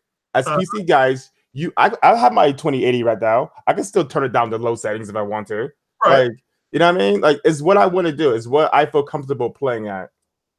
So is AMD comparable to the NVIDIA? Look, AMD kind of, but you know what I mean? Don't to take. You get what you pay for. In what sense of the word? For cost per for performance. That's what AMD makes up for. So the idea is, as long as I'm spending a little bit of money, right, and I'm getting the performance for the price, then that makes it comparable to something that completely outperforms it at a higher price. PC's big on performance versus cost. You know what I mean? Because but they're just parts. Versus cost doesn't mean that you're going to get great performance. It just means that you're going to get good performance for the amount of money that you spent. Yeah, I mean that's the whole thing, though. It's like, but if you spend a little bit of money, you're going to get a little bit of performance. If you spend a lot of money, you're going to get a lot of performance. But I think my thing is, if you want to hit 60 or you want to hit 144, you got to base it off that. You know what I mean? So you got to base on what you're going to build and what you're going to spend to be 60. Look at the screen right now. I can't see that, Greg. It says AMD takes 65% of desktop CPU market, and that was in October. Yeah, because a lot of these computers these pre-builts are being built with these cheap ass AMD chips. So they can push out these $300 laptops to everybody to go to school. Okay. What would you rather do? What would you rather do if you were a business owner, Craig? If you were a business owner, right? And somebody stepped to you and told you, I can give you 100,000 Ryzen 5 CPUs. Right? And I can do it at 40% of what it would cost you to get, let's say the latest i5. Okay. From Intel. Right. What would you do? At that point, are you going to care about performance, or are you going to care about, as a business? Well, if my business, your business doesn't have. I mean, if you're doing, you're not gaming on business. No. If AMD set out and said we need to, the only way they can take on Intel, which is a juggernaut. I think their closing stock price was over $109. Okay. If you're going to take on a company that big with that much worldwide appeal, you've got to make a comparable product, either better in some cases or just as good.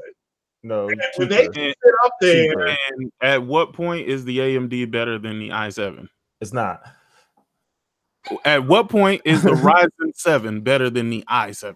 Let's just say that. We're not going to even speak about the Threadripper because that's in a whole fucking other league of its own. Craig, you got to understand, though, when they're talking about these PC parts and market shares, they're talking about all PCs. Like, there's no gaming PC versus office PC. Like, it's just all considered one thing, right? So if you're going to get a laptop for your kid to go back to school with for college, $400 AMD chip, cool. You're not going to buy him a fucking $2,000, you know what I mean? Like, gaming MSI laptop to go to school with. So of course those low brand PCs are going to sell more and take the market share. Like that's how that works. Like people also that Steam survey shit, that shit kills me too. Just because a bunch of knuckleheads got on there with their mom's laptop and did a survey doesn't mean anything. Like there are more PC dudes. Like you cannot get a 2080 Ti anywhere right now for less than like $1,500. Like the shit is sold out. Maybe it's low. What's called inventory? It's not low stock. Niggas is just flying to get them. Like those things are flying off the shelves. And when that R7 drops, I don't know why they pushed it back to October. That's an L for AMD. If you think about NVIDIA versus AMD, though, Craig, right? If you look at the NVIDIA graphics card, let's say the 2080 Ti, let's say the 20. That's what gamers are going to go for. Gamers aren't going to skimp on the performance because of saving a few dollars. And if they do, then that means they don't really care about the performance of their games now, do they? Well, look, up on the screen is an i7 8700K on the left. On the right is the Ryzen 7 1800X. Uh-huh. Okay. Frames per second. 224 for the i7, 210 for the Ryzen. That's a comparable measurement. It's not faster, but it's in the click on your screen. Click on your screen. It's on the screen. No, what I'm saying, click on your image so that it holds your, because when you stop talking, it just moves on to the next person. Oh. You know Craig does not use a computer. I'm just telling you right now, the Ryzen chip is at 171 and the other chip's at 200. Craig, what I'm saying is I would never base my purchasing off of one game. Like, that's crazy. It's like 7 games on here. This is just one game. Okay, and what resolution are we running these games at? Well, that it didn't say. I'm just looking at the CPU. So now, yeah, I mean, because if it's at 1080p, if it's at 720p, you're gonna get higher frames than 1080p. You're gonna get higher frames than that 4. Yeah, well, it did not say that. Now I don't know what all this other stuff is up here. Like the i7 CPU is at 35%, and it's running at 130 frames per second. This is either Battlefield 1 or Battlefield 5, not for sure. And the Ryzen is at 24%. And it's running at 122 frames a second. That's comparable performance. Craig, that's just a load on the CPU, though. Like, what do you mean? Yeah, I don't know what Wait a minute, time out. Time out. Fair enough. Whoa, time out. Go back to that picture. Are comparable. You see the FPS on the bottom where it says 130 versus 122? That's what you should be looking at.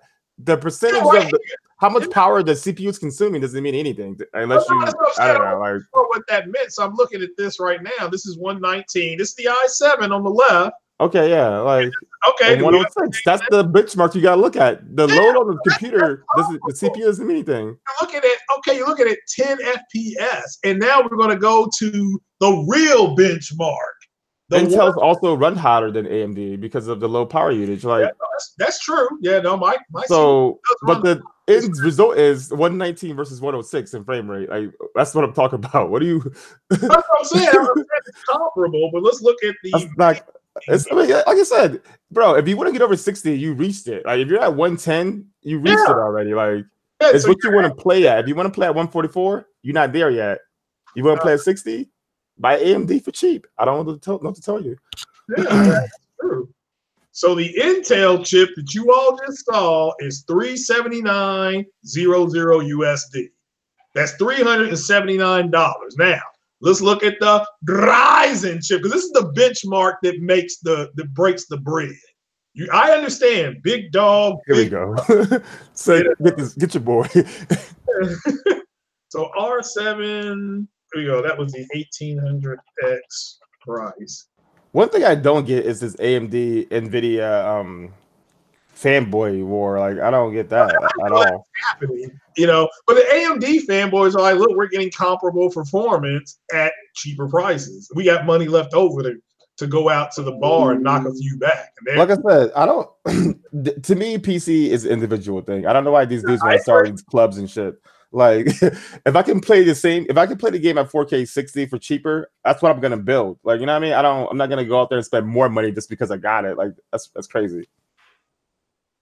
Yeah. So so again, I'm just looking at the prices here, which is the benchmark. Okay, that's my benchmark. That's my personal benchmark. Is how much money I got left when I call US Bank. And so like, hey, look, and I hit number one for balance. So far AMD is winning that fight. So, but that's what I was telling people earlier in the podcast. Do not go by what people are saying if you can get comparable performance. And I'm just telling people right now, I'm playing Assassin's Creed Odyssey on an AMD thing, and it looks stunning on PC. So that's what I'm saying. If your goal is 60, yeah, anything above that is just icing, right? Yeah, for me. Yeah. What's the point of paying to get 4K 123 and paying $1,000 when you can pay for 4K 60 for $500? You know what I mean? Yeah. Well, I don't disagree with that. That's Like, why I tell you. Yeah. Oh, what's up, Vieira Tron? She said she had to go. Oh, that's too bad. So, but nah, I mean, I'm serious. So there's a chance here that Microsoft has paid people to GIMP development. yeah, it's like buying a Ford Taurus or buying a Ferrari. You know what I mean? Well, You still can only go 30 in school zones. You know what I mean? Like, so it don't really matter, right? That's a good point. That's a good point. Yeah. Like, you can't drive on the highway more than like 70. In most places, 55 is really like the standard limit. Well, that Taurus is gonna get you better gas mileage, and you can go on long vacations. That Ferrari is gonna pull Exactly. pull the girls. So it depends on what you want. So you're both doing the same thing. Has uploaded the beta of PS4 versus PS4 Pro for the Division Part 2. So here we go again. Well, we already here. Go and do what you do, Craig. What happened? Yeah, sick. You got to run that Resident Evil tomorrow. Yeah, hell yeah. Yeah, I gotta watch that. So yeah, I'm gonna finish. I'm gonna do the. Then I'll play it. Yeah, I'm gonna do the. I'm gonna finish up the Frugalist and the Minimalist. That's where I can't open the box and I can't eat any herbs. I'm gonna try and do those in one shot. If I can do it in one shot, I'll have the platinum that game in probably about 2 hours, 2-3 hours. Yeah, I'm gonna have to get on that joint. I've been ducking that game so hard. I don't know why, dog. The game. Bro, I don't like games like that where I feel like I'm, what I'm saying, like at the mercy of the game the whole game. I don't like that shit. Like, I need to have like Kratos put in there in the patch. You know what I mean? With Atreus on sidekick. You know what I mean? Like, I don't like games where I feel like I gotta run the whole time. Like, nah, you don't really have to run the whole time. You can go in guns blazing. It's probably not going to be the smartest thing for you to do. You could literally kill most of the enemies if you want. It's probably not going to be. It's probably not going to work out well for you if you do that, but you can. Like, I played the Walking Dead game like easy, like, you know what I mean, zombies, whatever. But this game, like, Chris is retarded. I swear to God, this dude is like dumb as hell. Who? Chris Redford, whatever his name is. Redfield. Leon? Or Leon, whatever his name is. The same white dude. Nah, Leon Kennedy and Chris Redfield is two different people. You have Claire Redfield, which Chris Redfield is her brother, is in the game. They're just character models. But anyways.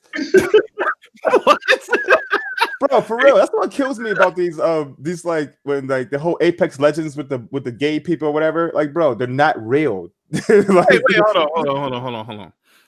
First of all, okay, there's two sides to this story. I was gonna do a pull-up on it. I'm like, fuck it, since I'm here, fuck it, right? I don't know why they felt the need to announce LGBT characters in Apex Legends. It almost feels like you're doing that to bring the gay community into your game. And make it seem like you're all inclusive and shit like that, right? Imagine if I was to walk out the door right now, just go up to random people like, hey man, I'm straight. Like, that person's gonna look at me like I'm fucking crazy. They're gonna look with such a confused look on their face, like, nigga, I don't care what you are. Why are you telling me? Second of all, if people could not tell from the character model itself, there's no reason that Respawn should have brought that to light. Because I mean, it doesn't matter. Yeah, it's unnecessary, but it's a money grab. Like, let's be honest. Like, they're trying to attract more customers who normally wouldn't play these type of games to their game. Yeah, but by saying that you have LGBTQ people who are LGBT, they're humans, dog. If they I get it, they're gonna play it regardless. It's a stupid marketing ploy. Trust me, it's like that gluten-free shit. Yeah, like, that's the dumbest thing I've ever seen. The gluten-free shit. Oh like, my god, that like they put like gluten-free on celery and shit. Like what? Like what's going on here? Yeah, no, I still can't understand that, right? Like, why do you feel the need to tell me what your sexuality is? I don't care what your sexuality. Well, I agree with that. I just want to kill you. I want to shoot you dead. I don't care if you're gay when I do that. Also, what's crazy? I was just thinking about this in this moment. you know, video game developers like becoming more like politicians now. You know what I mean? Because on Twitter and whatnot, all these devs are out there trying to like white knight for certain causes and these certain things when they should just be making games. You know what I mean? Like, this is what get them into trouble. They're trying to be out here, be like, oh, we're inclusive and we have all kind of developers of all races and colors and creeds. And like, bro, make the damn game already. Like, I don't care if you got 5 black devs or 20 black devs or no black devs. Make the damn game. They're on Twitter all day trying to, raise flags and shit when they should be making games. I'm all for them putting more black people in video games. I agree, but just do it though. It's not gonna be a selling point for me though. Don't tell me, hey man, we've increased our black characters to try to sell. That's what they're doing though. Like you're a programmer and you're being recruited by 3 different developers, and that's important to you individually. I agree with you about why do they have to say it all of a sudden? Hey, these characters are. I saw that LGBTQT, whatever the hell. I mean, what other are they going to? I agree with that, but what if you're personally a programmer? You're getting recruited by 3 or 4 different companies, and is diversity important to you? That can be part of your interview.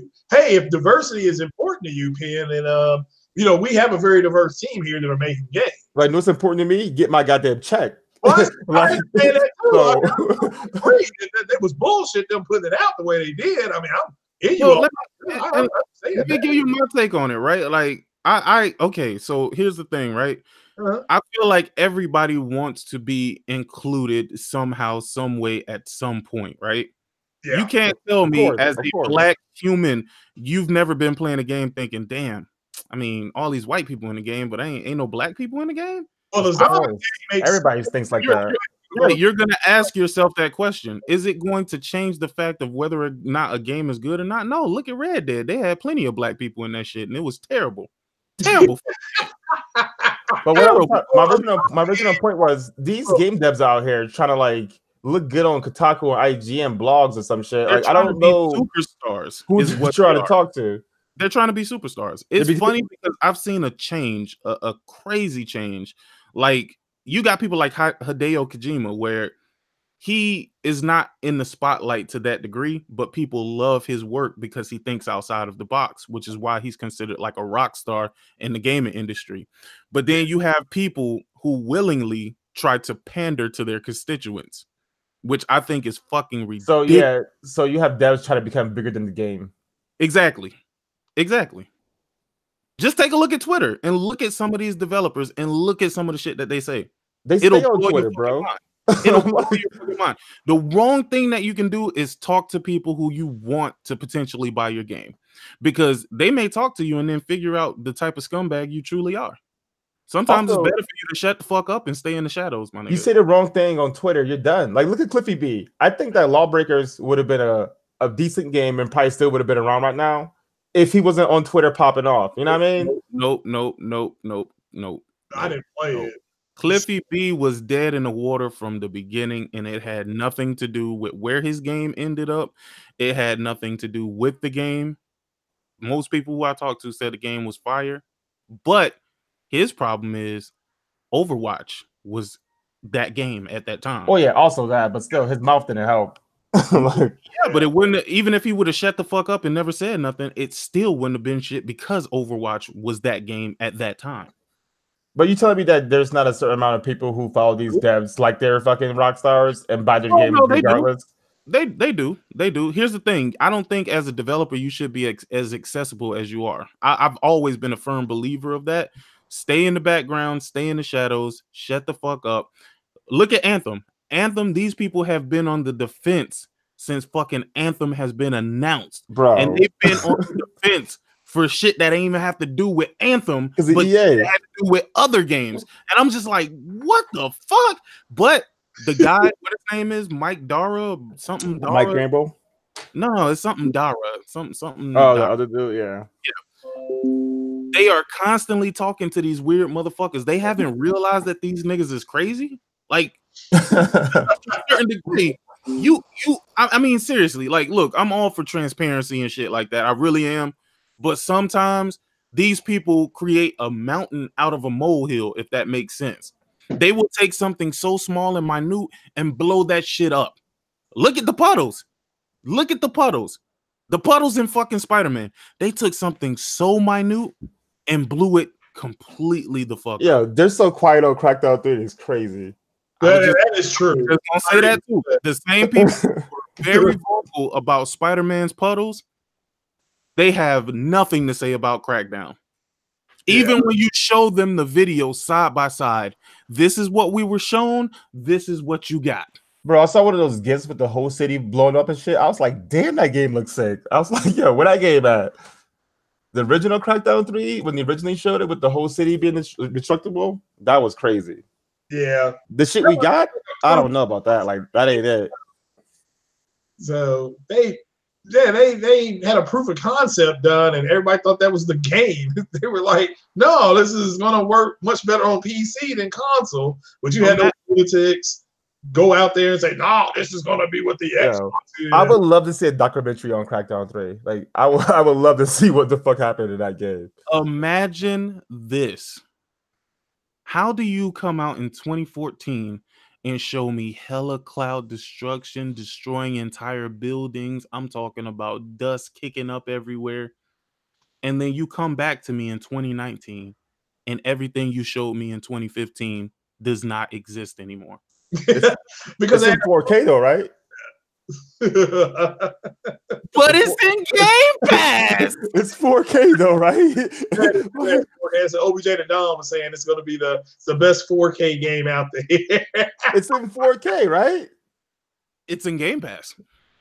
Doesn't matter, bro. Game Pass is Microsoft, man. That was a master move, though. I'll give it that. Game Pass. I thought it was gonna be stupid, but the more I think about it, that was a master move by Philip. Listen, yeah, Philip. I told you don't want to leave your girl around Philip. Philip is a deceiver. He is a deception. He's a Decepticon. That's what the fuck he is. He's a Decepticon. But listen, Philip convinced niggas that paying $10 for 200 games is amazing, but paying $20 for 700 plus games somehow isn't as good as paying $10 for 200 games. But do the Xbox that is amazing? Do their own games stay in the Game Pass, or do they leave too? Like, will Halo always be in Game Pass? Well, no. Their first party games, I believe they stay. Oh, that's it. Because that would have been sad as hell. Yo, but that is the greatest deception ever. It's funny, and I laugh at everybody who even bring that argument. But Xbox games are there day one. Okay. How many games were Xbox released, my nigga? Like, you've been waiting for Crackdown forever, my guy. So what are we talking about? It's like I said, at the end of the day, it is in Game Pass, and you can't beat that argument. like you know what I mean? Like, oh, you can like it or love it. It's in Game Pass, Nick. Like, come on, man. You know how you can beat that argument? Pass, bro. It's in Game Pass. Beat the argument by asking, is it worth it? Especially if you can get Game Pass for $1 in one of those sales, I think it's worth it. Fuck, shit, that's crazy. Yeah, I tried to get it then, and they were like, "Well, you already have it." So it was nice, but I mean, for $1, bro. Yeah, $1, that's crazy. What's good, J03 Gaming? What's up? Nah, you know what? That's some wild shit to me though. But that shows me how much of a sheep and how much of followers that gamers are, to the point where they can't even see where things are better for them when it's right there and it's logical and it's right there in their face. I don't give a fuck what you want to say. Give me 700 games over 200 mediocre ass fucking games any day. Any fucking day. Is Cuphead even in Game Pass yet? Did they put that in Game Pass yet? Is it? I don't know. No. They Yo, D, man. I'm gonna say like this, D, man. Like back in the day when I was a young buck, man, there was no console war. I don't know when this shit started. I think it was probably 7th gen. Shouldn't me. How old are you? I'm 34. You're 34? Okay. So I'm 32. Console war existed way back in the. Well, remember, I mean, yeah, not like this though. Not like this. Oh, the internet wasn't prevalent like that. That's the reason why. The internet has given voice to maniacs. Yes. Yes. The internet has given a voice to maniacs. Do you not see the liberal gamers?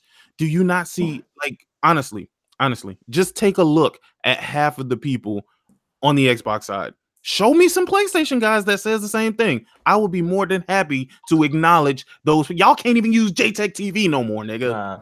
Y'all can't even use JTech yo, anymore. most Xbox dudes got MAGA hats. You know what I mean? That's Some niggas, it's weird, boy. That's all I'm gonna say. Yo, I seen one dude. He looked like a girl, dog. I don't know what the fuck his name is, dog. But he got like a fat face. He always sitting in the car. And what?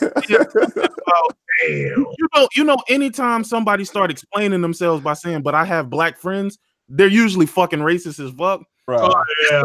Spent the whole time telling people about how his best friends are black. Nigga, Yeah, you know what's funny, sick? I was at work. I was telling my boy, like, yo, like, I'm like 90% of these dudes one black friend. You know what I mean? I'm like, bro, listen. Like, stop it. If you're not racist, you don't have to sit up here and constantly defend yourself and say that you're not racist. Exactly. I mean, what good is it gonna do for you to tell me you have a black friend, nigga? Like, get the fuck out of here. Yo, Johnny Wellman, a legend, man. That dude support PS dudes more than PS. Yo, no, dudes, you know that nigga is nuts. He's a Sony dude, man. No, that nigga is cashew. This nigga is fucking macadamian. This nigga is fucking. He's every nut that you can fucking think. This nigga nuttier than squirrel shit, my nigga. He be like, in Royal Chat going ham on Sunday. Like, what? Like, yo, it's like 9 at night, dude. Calm down. That nigga is mad weird. This man will come to dude. I swear to God, I had to block this guy, but the reason why I blocked him, it's because he says some of the dumbest things I've ever heard, some of the most moronic things that I've ever heard in my life. And I'm just like, how do you have the time, dog? How do you have the time? And he will literally sit in your chat and talk to himself. He will respond comment after comment after comment to himself. He be supporting dudes more than so-called you know, friends and whatnot, man. He be commenting, he be disliking or liking, giving the video feedback. You know what I mean? I'm just like, dog, my head hurt every time I see a comment from this guy. I'm just like, bro, how do you have the time to do this, dog? Like, shouldn't you be playing games on your Xbox? Like, why are you spending time in chats that are not predominantly for PlayStation people? And what are you trying to convince them of? My thoughts is, you will never catch me in Crap Gamers chat. You will never catch me in Colt Eastwood chat. You will never catch me in Diller Gaming chat, because those people go there for the dumb shit. Mm-hmm. They don't care about truth, nigga. You're not gonna go and make them believe anything other than what they want to believe already. Yeah, and the thing is that they'll tell you that. They'll say that it's a drama community and they're here for the fuck shit and the bullshit. This is like, well, that's fine, but then when that fuck shit and bullshit hits their face, they get mad. They like I said, they pull their dick out on Monday and they want to play victim on Tuesday. And I don't, every day, bro. I don't get it, man. See, my thing is, a lot of people ask me like, "Yo, you know what I'm saying?" Like, I can't believe, like, you should. I mean, you should just let that shit fly, man. Like, I'm not entertaining dumb shit, dog. Like, I don't have enough time in a day. Like, even on Twitter, dog. I always have these people with X's and anacondas that jump in a conversation that they were never invited to, and they just start saying a whole bunch of shit, and then I totally ignore them. I got time today. Anybody wants to smoke on Twitter? I got time right now. I'm bored. Listen, but they think that they won the conversation because I don't say nothing. You actually lost the conversation because I completely ignored you. Yeah. Well, I don't disagree. Some of these dudes are so egregious though. Like, I feel obligated to like, come on, man. Like, not like this. Like, some of these dudes be saying the most egregious nonsense. Yeah. I mean, they want you to respond. I mean, I think they want people to respond. So but I see people that go back and forth with them all day. Like, I'll watch like the Almighty Spartan God, or who is it? There's somebody who be Carlos be on it, boy. I don't know how Carlos had the time, dog, but this man be on it, dog. I be like, bro, I could not do it if I was you. I don't know how you do it. I don't literally. I've been okay. Have y'all ever done this? And I'm gonna ask y'all this because maybe I'm just weird as fuck and I do this. I'll be in the middle of writing a reply and totally delete it and just move the fuck on. No, I did that many times. Bruh, I be doing it, and sometimes I be like, why am I even? Because you know what I think? You can see the whole thread before your eyes roll out, right? You just think of like all the dumbass responses, then the counter responses. You're like, nah, I got this is like a 20-minute argument right here. You know what I mean? like Yo, you got it. You got shout it. out to Wanye, man. Wanye, I saw you while right? Yeah, you was getting it. I like hilarious. That shit. Listen, I actually respect Wanye, bro. Yeah. That's the reason why I go back and forth with Wanye. He got me one time, and he can't let it go. No, but Wanye said some shit yesterday. Because I was like, why do people, and maybe y'all can enlighten me on this. Maybe, Craig, you can enlighten me. Why in the fuck are people comparing The Division to Anthem? That is the weirdest comparison I've ever seen. You have one game on one hand, which is a continuation of another game, right? Because we got into this argument as well. And I think I won this particular argument. He's like, well, Anthem, it has all these connection issues and problems and blah, blah, blah, blah, blah. So what I did is I pulled up all of the connection issues that the Division 1 had. Bro, remember, I saw that shit. I was dying. Remember, Anthem is a new IP. Yes, it's by BioWare. Yes, they had a team that made Mass Effect. But this is a totally new IP, which means Division, they had time to work out the kinks and make sure everything works the way they wanted to work. As a matter of fact, he tried to compare Mass Effect Online to Anthem, but Anthem is a service-based game that's always online, and Mass Effect Andromeda isn't. It's two totally different type of fucking games. You know what though? Sick, real quick though, I'm sick of this Andromeda slander though, man. Andromeda was not a bad game. Maybe some of the facial animations were messed up, but the game was not a bad game. That game was trash. Shut up, Craig. That's obvious. So. Craig, no, bro, the combat was fire, bro. Stop it. The combat is not what Mass Effect is known for. It's the story. Yo, you got a super chat, Craig. The combat is good on all the Mass Effect games. It's always been fluid. So that's not the problem. The problem was the story was garbage. I didn't think the story was bad, man. Like I put the game like I think I beat it twice. I think they made that game for people who had never played a Mass Effect game. Yeah, they took their shot and it didn't work, man. Like give it some slack though. Jesus, well, it was not a terrible game. I'm hearing a lot of bad things about Kingdom Hearts 3 too, because I feel like they did. Yeah, I'm thinking that they did the same thing with Kingdom Hearts 3. They tried to make it a game where if you've never played any game in the series, that you can play this game and get some semblance of how. Where's Stardust at? He knows. I think he said that the ending was bad or something, or the ending wasn't in line with the rest of the story. For Kingdom Hearts? Yeah, that's what I think Stardust said that on Twitter, I think. I'm not sure. Somebody do said it, that. OBJ. Do it. Make that video, bro. Yo, y'all ever notice that OBJ look like a fucking dark skinned T.I., my nigga? Y'all ain't gonna tell me no different, dog. Y'all ain't gonna tell me no different. This nigga look like a dark skinned T.I., bro. I saw that shit. I was watching a video that had T.I., and I was like, damn, this nigga look like OBJ the Don. That's crazy. All right, but Ryan Landis had a super chat. He said, so sick. You're just mad because the 1X is so powerful that it doesn't need games. Holy shit. Yeah, that's actually, I like that. So powerful, don't need games. Yeah, that's crazy. That may be a fact right there. Yo. I was like, what the fuck? Like, you know how you see some of the chat that just catch your eye, dog? What caught my eyes is all the fucking snake symbols and X's and shit, dog. All right. This nigga said they don't need it's so powerful, they don't even need game. They have transcended gaming, nigga. Yeah, like a Geico commercial, it's so easy. So powerful, don't need games. I like that. That's actually you know what I want to see, the Outer Worlds, that new Obsidian game coming out. Yeah, I do. Wait, hold on. Is that true, Key-Mac? What?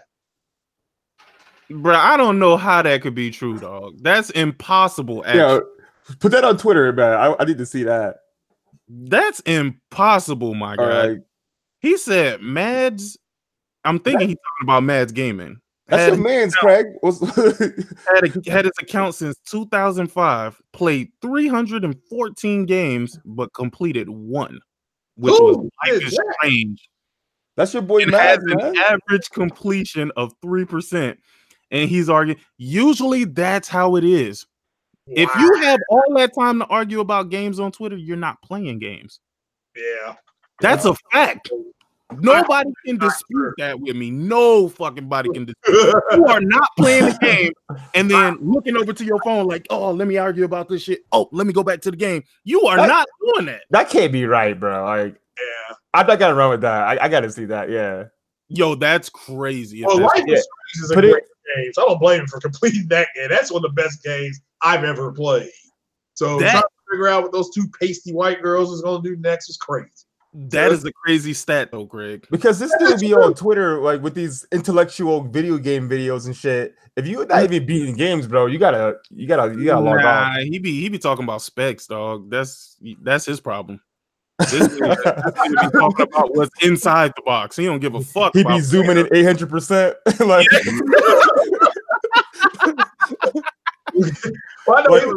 shout out to that man though. I ain't got listen. Hold on. Like, yeah, if you took your head 45 degrees, you can see the jagged edges. Let me stop before people think I have a problem with Mads. I have no problem with Mads. Yeah, I like Mads. You know, his chat.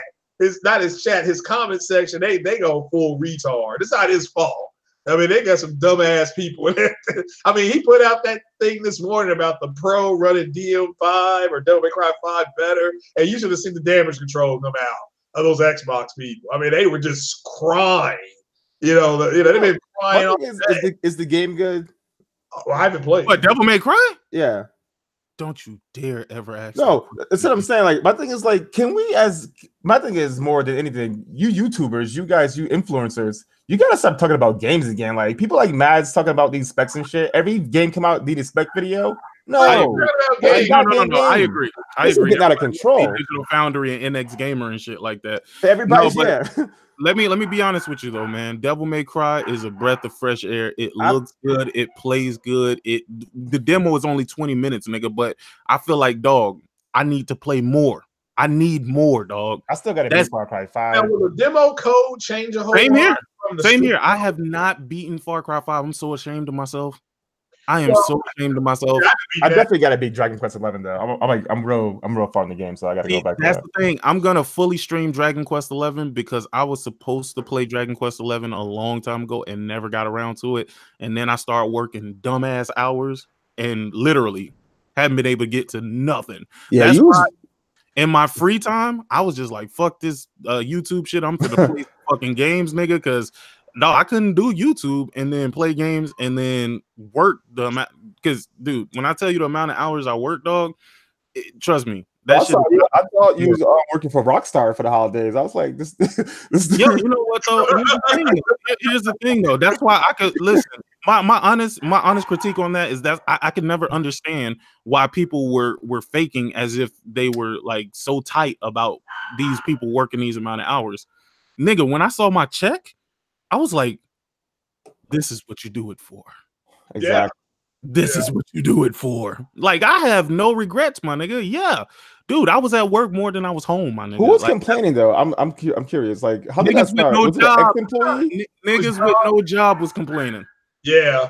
Yeah, it was Young Ye complaining about it. Because I guarantee you those developers that who makes fucking Telltale, I guarantee you they would have loved to be working those OT hours, getting that money instead of getting fired. You know what I mean? Right. Yeah. When you're not working OT hours, that means you're not producing anything. You're not producing, you're not getting paid. Yeah. My thing is, I don't want nobody broke trying to defend me making money, nigga. Don't do that. Don't exactly. Like, look at Activision. Activision just laid off all those people. You know why? Look at that Diablo shit. That backlash affected their shit. Now, no. But here's the thing: gamers won, right? Excuse me. Gamers won, right? No, they lost. They got closer to getting the game that they want, right? No, they lost. Exactly. Here's what y'all got to understand: when y'all going and doing all of this outrage, right? Like, don't get me wrong, I'm not against outrage. Be outraged over whatever you want to be outraged at, but understand how this affects you and how it affects other people. The possibility that you may have gotten this game that you were fighting over is now an even smaller chance now since that happened. You have a smaller chance of getting what you want now than you did previously. Let's say that mobile game would have took off and they would have made hella revenue from that, right? They could have assigned a team to go make that fucking Diablo game that you niggas wanted. But now you're not getting shit. And niggas are getting laid off. It's a double-edged sword, right? And no. And here's the funny part about it, though. Here's the funny part about it, right? The same motherfuckers who was telling y'all how outraged they were, now they're outraged over the layoffs. Cause and effect, motherfucker. Cause and effect, dog. That's facts. Cause and effect, dog. This is why I be telling motherfuckers, like, look, not every battle needs to be fought, my nigga. Like the Apex Legends battle, right? Dog, do y'all realize they made a full-fledged game for y'all that's exactly like that shit y'all now playing and saying is so fucking great? Y'all didn't buy it. Even when it went on sale for $5, niggas did not go buy it. Yeah. Now y'all got a free-to-play game where they selling skins in upwards of $20, and y'all okay with this? Bro, Cats is going ham on Apex Legends, bro. I mean, they going to the jawline, you know what I mean? They all the way down there, bro. I'm like, is this game that good? Like, I'm going to go download that shit in a minute. Like, these dudes is deep on that game. Like, are you serious, bro? Like, isn't this what we're fighting against? This free-to-play shit? Free-to-play should never be on console. That just invites microtransactions. Here's the thing. Now, reaction to how bad they feel Anthem's demo was. They're like, yeah, this is a real game. Y'all should make the game like this is the way Anthem. I mean, that's what I'm hearing. People are saying this is the way Anthem should have been running and all, because it's EA, right? Didn't EA do anything? Yeah. Okay, yeah, but, that's what they're pretty much saying. But they lose the idea that Apex Legends is a map-based game, right? Yeah. Oh, you're right. A small area map. When you look at Anthem is a huge fucking open world with a lot of moving parts. But let's back up a little bit, right? Apex Legends had one up. They had a one up because why? It's simply Titanfall without the fucking Titans, which means they already had the base game. All they had to do is fucking put it in the world. That's it. As far as the online goes, Titanfall's online was always fucking good as shit. It was always good as shit. But y'all got to realize that's not because of EA. That's because of Respawn. Yeah. And then you have BioWare who did Mass Effect Andromeda, but this ain't like Mass Effect Andromeda. No. You in Anthem, you're connecting 4 characters on the screen at the same time, supposedly in the same world, right? And this is from people who have only done like PvP games. It's a totally different infrastructure for what they're trying to do.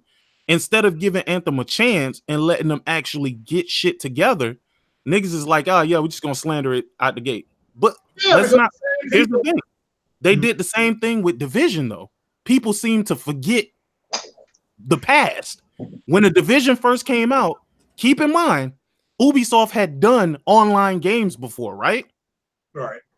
But they hadn't done it in the capacity that they did Division, right? So what did they have? Did y'all forget the infinite loading screens that was in the Division when it first came out? Did y'all forget all the Delta eras and all of the fucking Alpha eras and all of the fucking just the different errors that used to pop up when you played the Division? Do y'all not remember them kicking the game completely offline even when you were playing that shit? You were playing that shit and the countdown would come up and it'll completely kick you out of the fucking game so that they could do maintenance. Did y'all forget that? Because people seem to have they have short-term memory. They seem to have short-term memory because this was only a few years ago. Yeah. But you want to slander Anthem, and let's be real. The only reason why they slander Anthem is because it's tied to EA. Yo, what did EA do to these dudes though? Like, I don't. Like, they fuck their moms. Yeah. Like, well, I know they. I don't know. I'm not really.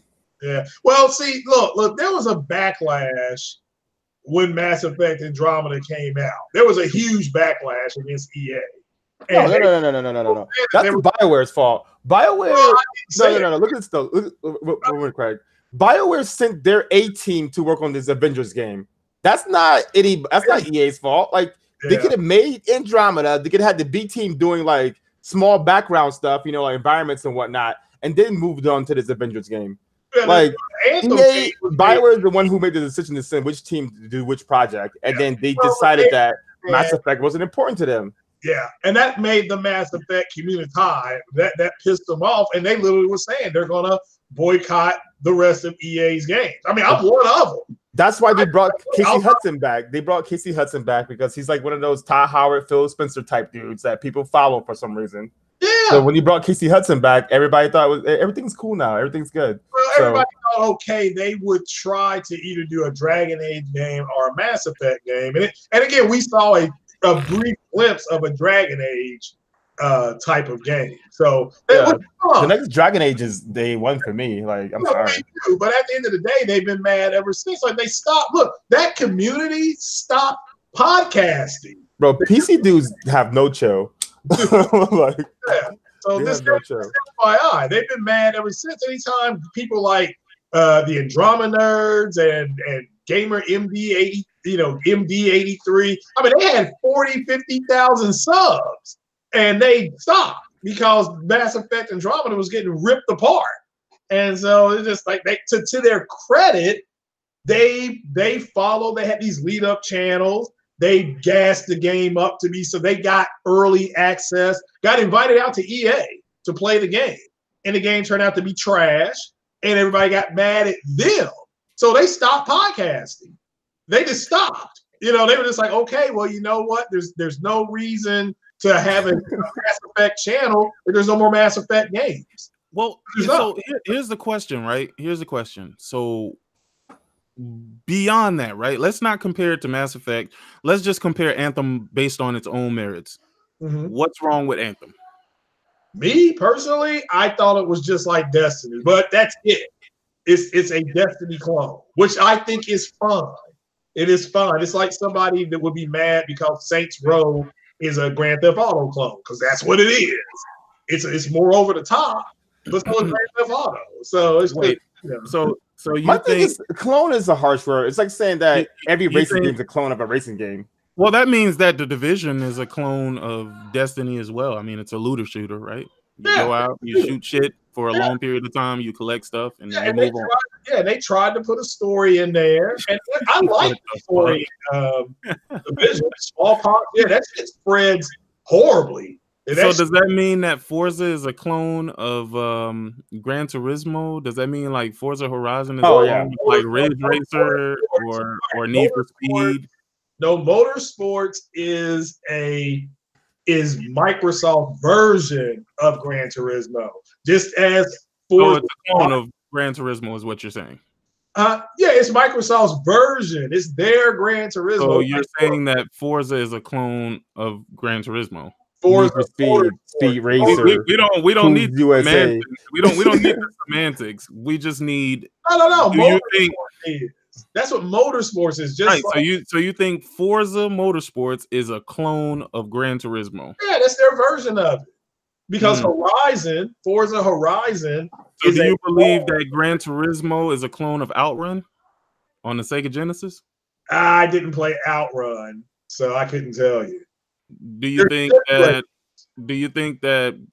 Forza, that Gran Turismo is a clone of, let's say, Daytona USA or something like that? No. Gran Turismo. You're doing the same thing. You're in a car going around a map, because that's what you're saying about Anthem. You're saying because you're doing the same shit you're doing in Destiny that Anthem is a clone of Destiny. But you're saying that you're saying that Gran Turismo is not a clone of Daytona USA, when Daytona USA all you do is get in a car and go around a map. Well, yeah, but Daytona USA isn't heavy on the sims. That's where Gran Turismo set itself apart from all driving games, is the detail to the simulation of driving. That doesn't matter though. Like you're doing your whole goal is to go around a circle. Well, pretty much. You're just doing it in a different way. Like you're just doing it. You said your rationale, because see, this was pretty much just a setup just to see where you're going to keep that same energy.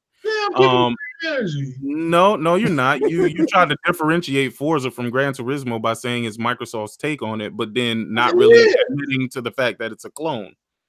Well, it's their take. Doesn't matter if it's Microsoft's take on it. It's a clone. It's their take on it. By your description, it's a clone. Okay, yeah, it's a driving simulator. There are driving arcade games. So it's a clone then. Simulators. So you're saying that it's a clone of Gran Turismo because Gran Turismo came out first. Forza Horizon or Forza Motorsports, yeah, that's their clone. That's their version. Okay, so you're saying that Forza Motorsports is a clone of Gran Turismo simply because it's a racing game. It's their clone, yep. And if you want to throw in Project Cars, that's a hybrid. Let's take it back even further. What about Sega GT? Is Forza also a clone of Sega GT? I never played that. So is it all right? Is Sega GT heavily simulator based, or is it heavily arcade based? Sega GT is pretty much exactly what Forza is. Then okay, but it was Sega's game. All right, but it was Sega's game. So it is a. So when did it come out? So are you saying that it's a clone? I'm saying that if they are basing heavily into simulation racing, they copy. It's okay to do it. Now, who did they copy though? Did Forza copy them, or did they copy Gran Turismo? Well, that's what I just said. When did it come out? I said if it came out prior, then yeah, people are going to take it out. Yo, Craig, the bottom line is if the does game that is mean the same genre, it cannot be a clone. Like it's in that genre for a reason. Like it's no clone. That's like saying Uncharted is a Gears of War clone because they're both third-person cover-based shooters where you can roll around in. Like it's just the genre of the game. No, what did you say it was like Gears? Uncharted. They're both third person. They both have a cover system, and you both can roll around, and you both can throw grenades, right? Yeah, but see, that's the thing. Cover shooters existed far before 360. That's what I'm saying. Like, it's just a genre of the game. You can't call everything a clone. Every game is a clone of every game, which means that is all they're doing is they're taking the good things out of games. And look, Microsoft got their tails kicked by Bungie when Bungie came out with Destiny, and they aligned themselves with Sony.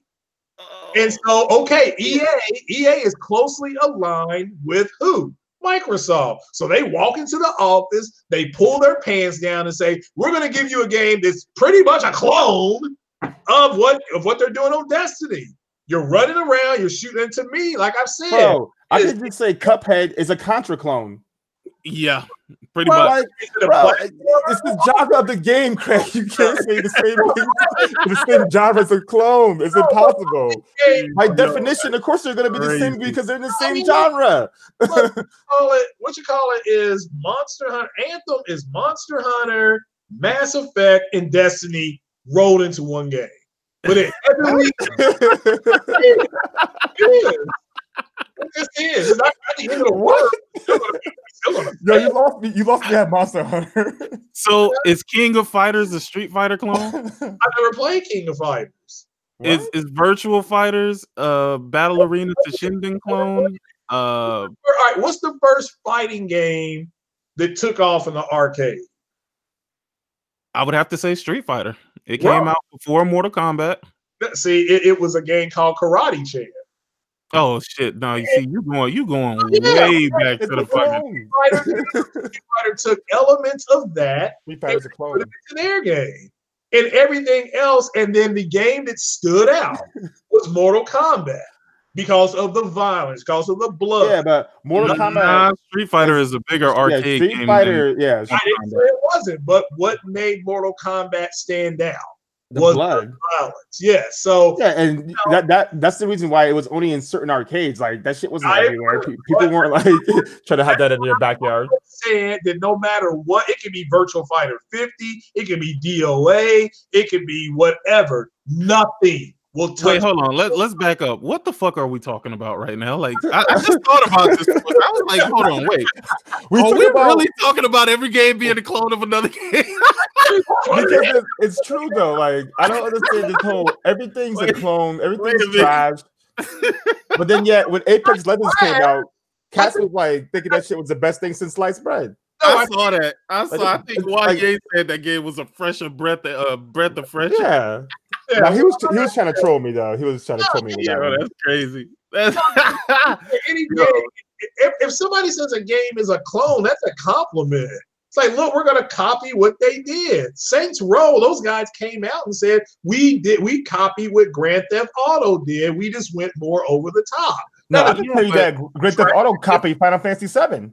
it's a sandbox. Final Fantasy VII was like, right? I Like, don't disagree, but I'm just telling you what their lead developer on Saints Row said years ago. And it doesn't mean Saints Row is a piece of shit game. It just means you can expect to do a lot of the same things from Grand Theft Auto, and it was going to be way more over the top. That's it. right. If the game was different, it wouldn't be in the same genre. Saints Row 1 and 2 was it was more of a down to earth, a more grounded game. Yeah. It's when that shit went to like 3. Yeah, Saints Row 3 was fire though. I love Saints Row 3. That shit was, they that shit having was fire. dildo bats and all kind of other weird shit. I was just like, okay, this is a bit much. So you take a game like the Godfather game that was similar to Grand Theft Auto, but they let you take over businesses, and then you had to staff the businesses. Okay, what about the Scarface game? I never played Scarface. But Scarface, wait a minute. That developer also said they cloned Grand Theft Auto. He was at Wait, did the Mafia people also say that, Greg? I don't know about the Mafia people. So Mafia does not allow you to take over businesses and hold them. See, the thing is, I'm a little lost.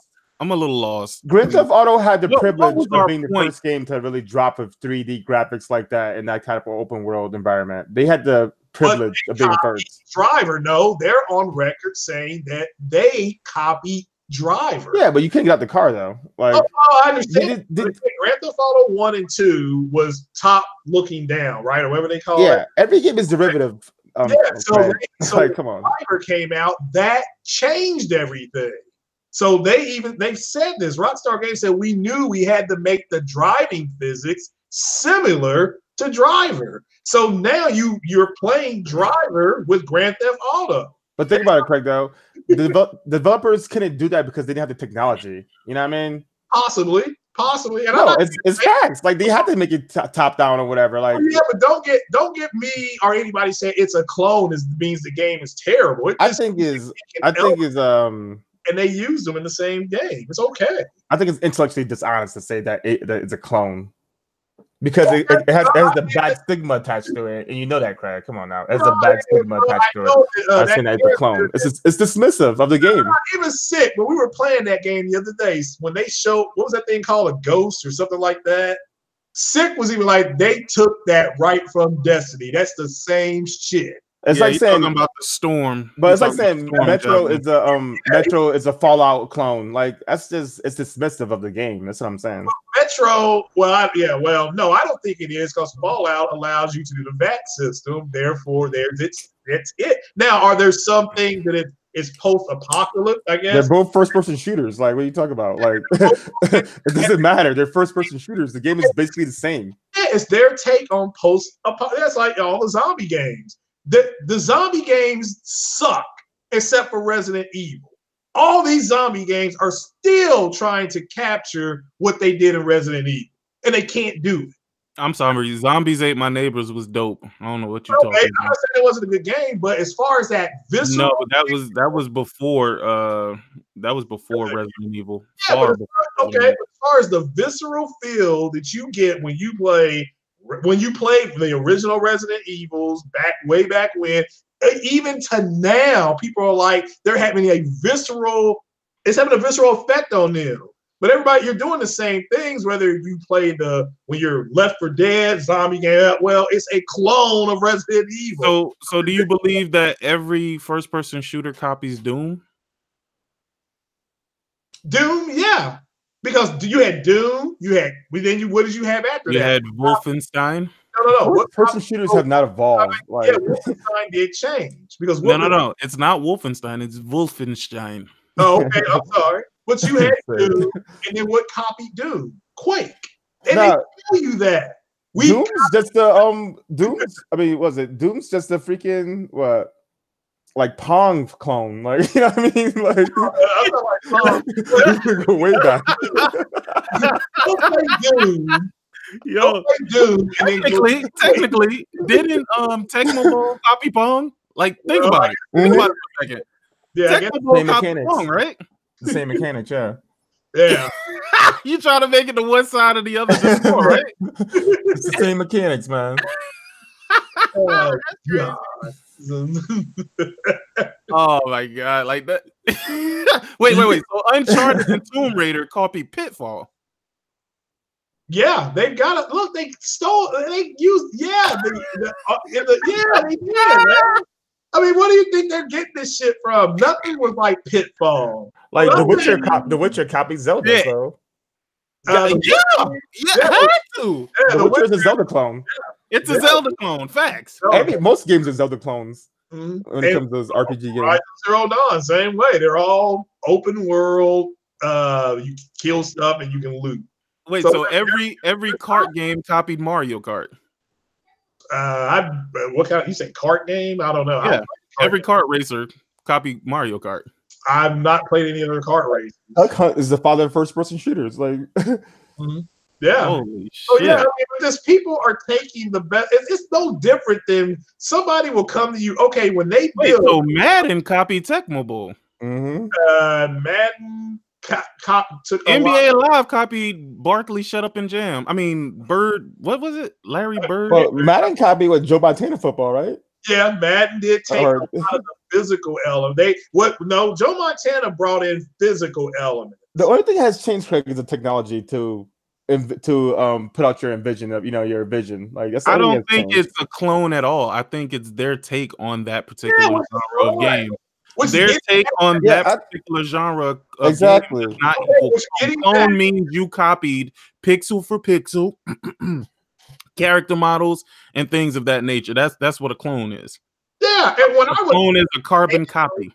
And when I played Anthem, I played it just like I was jumping around shooting in Mass Effect. It was the exact same effect. I'm like, oh, okay. Well, they took the mechanic of shooting and jumping around from Mass Effect with the jetpack. They put monsters in there, so they kind of got that from Monster Hunter. And then and then you're online. Call it in the B2 like you're playing Destiny. That's what they took the best elements out of those games and they made a game. The game. All I'm saying is, Craig, is as YouTubers and whatnot, you guys gotta be better, man. Like you guys are influencing these knuckleheads on Twitter. They're taking what you're saying. They're running with it. Well, look, I put out today. I need an explanation from a tech guy on why these games are looking and running better on the pro. Somebody can come in here and kneel before Zod and tell me that's me asking for help. It's not but Jemiah, it's not our fault that the Xbox community has gone full retard. Okay, hey, Craig, Craig, put this. I'm sending you a link. Click on that Twitter link. Okay. That's crazy, dog. The second one here. Okay. Yeah. He need to be ashamed of his That's fucking nuts. One game completed out of 304. How do you play 314 games? No. How is that possible, I don't dog? have time for all that. Like to be buy that many games, not playing them. That is impossible, Nick. That isn't. Who is that? It doesn't say. That's I guess he didn't want to put his gamer tag out there, but that's mad. So his gamer score is 30,000, and he's completed one. That's bad. He has only successfully got 100% in one game. His average completion rate is 3%, which means he starts games and then completely stops them immediately. That is nuts. Y'all know I'm not even on Xbox, right? And if I show you my Xbox gamer tag, bruh, I believe my gamer score is higher than his. And that's nuts because I'm not even on Xbox, which is fucking crazy. Yo, how do you look up your Xbox Live gamer tag? You go to Xbox, right? I think so. Yeah, somebody's horrible. That is fucking nuts, my guy. Like that is so crazy. Yeah, I can't see that on your timeline, or your feed or whatever. I'm sharing mine. I don't see where I can get my score at. I'm talking about Twitter. I can't. Oh, okay. I thought it was just. Oh, this is fucking nuts, dog. Where does it say his name at though, man? Like I gotta hold off till I see the name. Wait, put this on the screen. This is gonna be sad. This is a sad fucking day, man.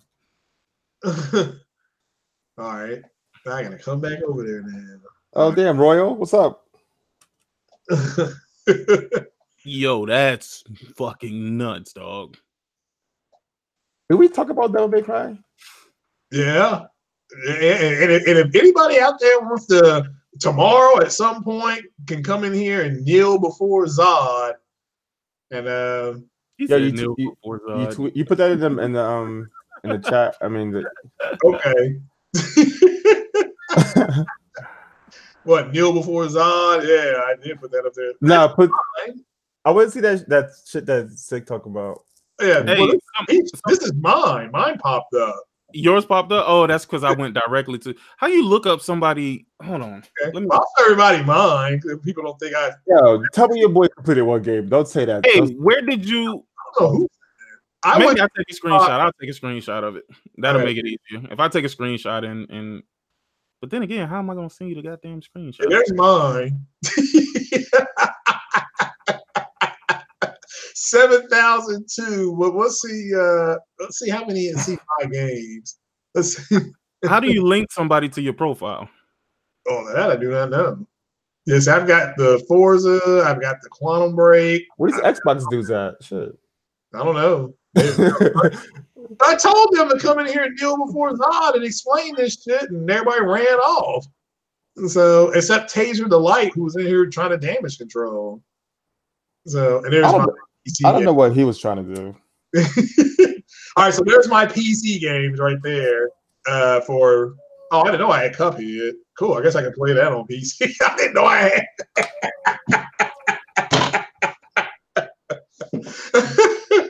But there are my games. Because I'm waiting on Xbox Play Anywhere, so to add more games.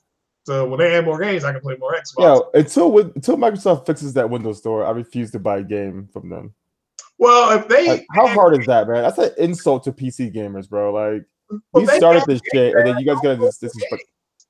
Huh? If they add Game Pass to PC, and then you have Game Pass, you'll be able to play all their Game Pass games. So if I wanted to play their Game Pass games, I would just buy an Xbox. Well, on PC, you can just, you can go and say, "Hey, I'm new. You give it to me for $1, like a month," and they cut you a deal like that. You would pay $12 for a year of Game Pass. I only play exclusives on PS4, so. Oh yeah, I understand that. I'm not into that console life like that. Oh yeah, well yeah, my Xbox is gone, so I've got it here now, sitting next to me. So, hold on, let me see if I can look this up. For you. Yeah, Craig, wait till you see my next. Wait till you see my next bill, Craig. I'm going full water cooled. Yeah, no, that's trash. I mean, I beat more games on Xbox than that guy. And that's my second console. Yeah, Roy. Apparently, Mads only completed one game on Xbox. Oh no! So that was Life is Strange. Yeah, that was Mads' thing, then. If that is, because his name wasn't up there. If that was his, that's horrible. That's what I'm saying. Yeah. Is KeyMac Games in here? Is KeyMac Games in here? Where you at, KeyMac? It's at trueachievements.com. But if you're here, KeyMac, go look up my profile. It's my name, Sick Humor TV. He's at trueachievements.com. I don't understand that then. But look, Max has got, if that was him, then he's got a family and you don't have a lot of time to get out of here.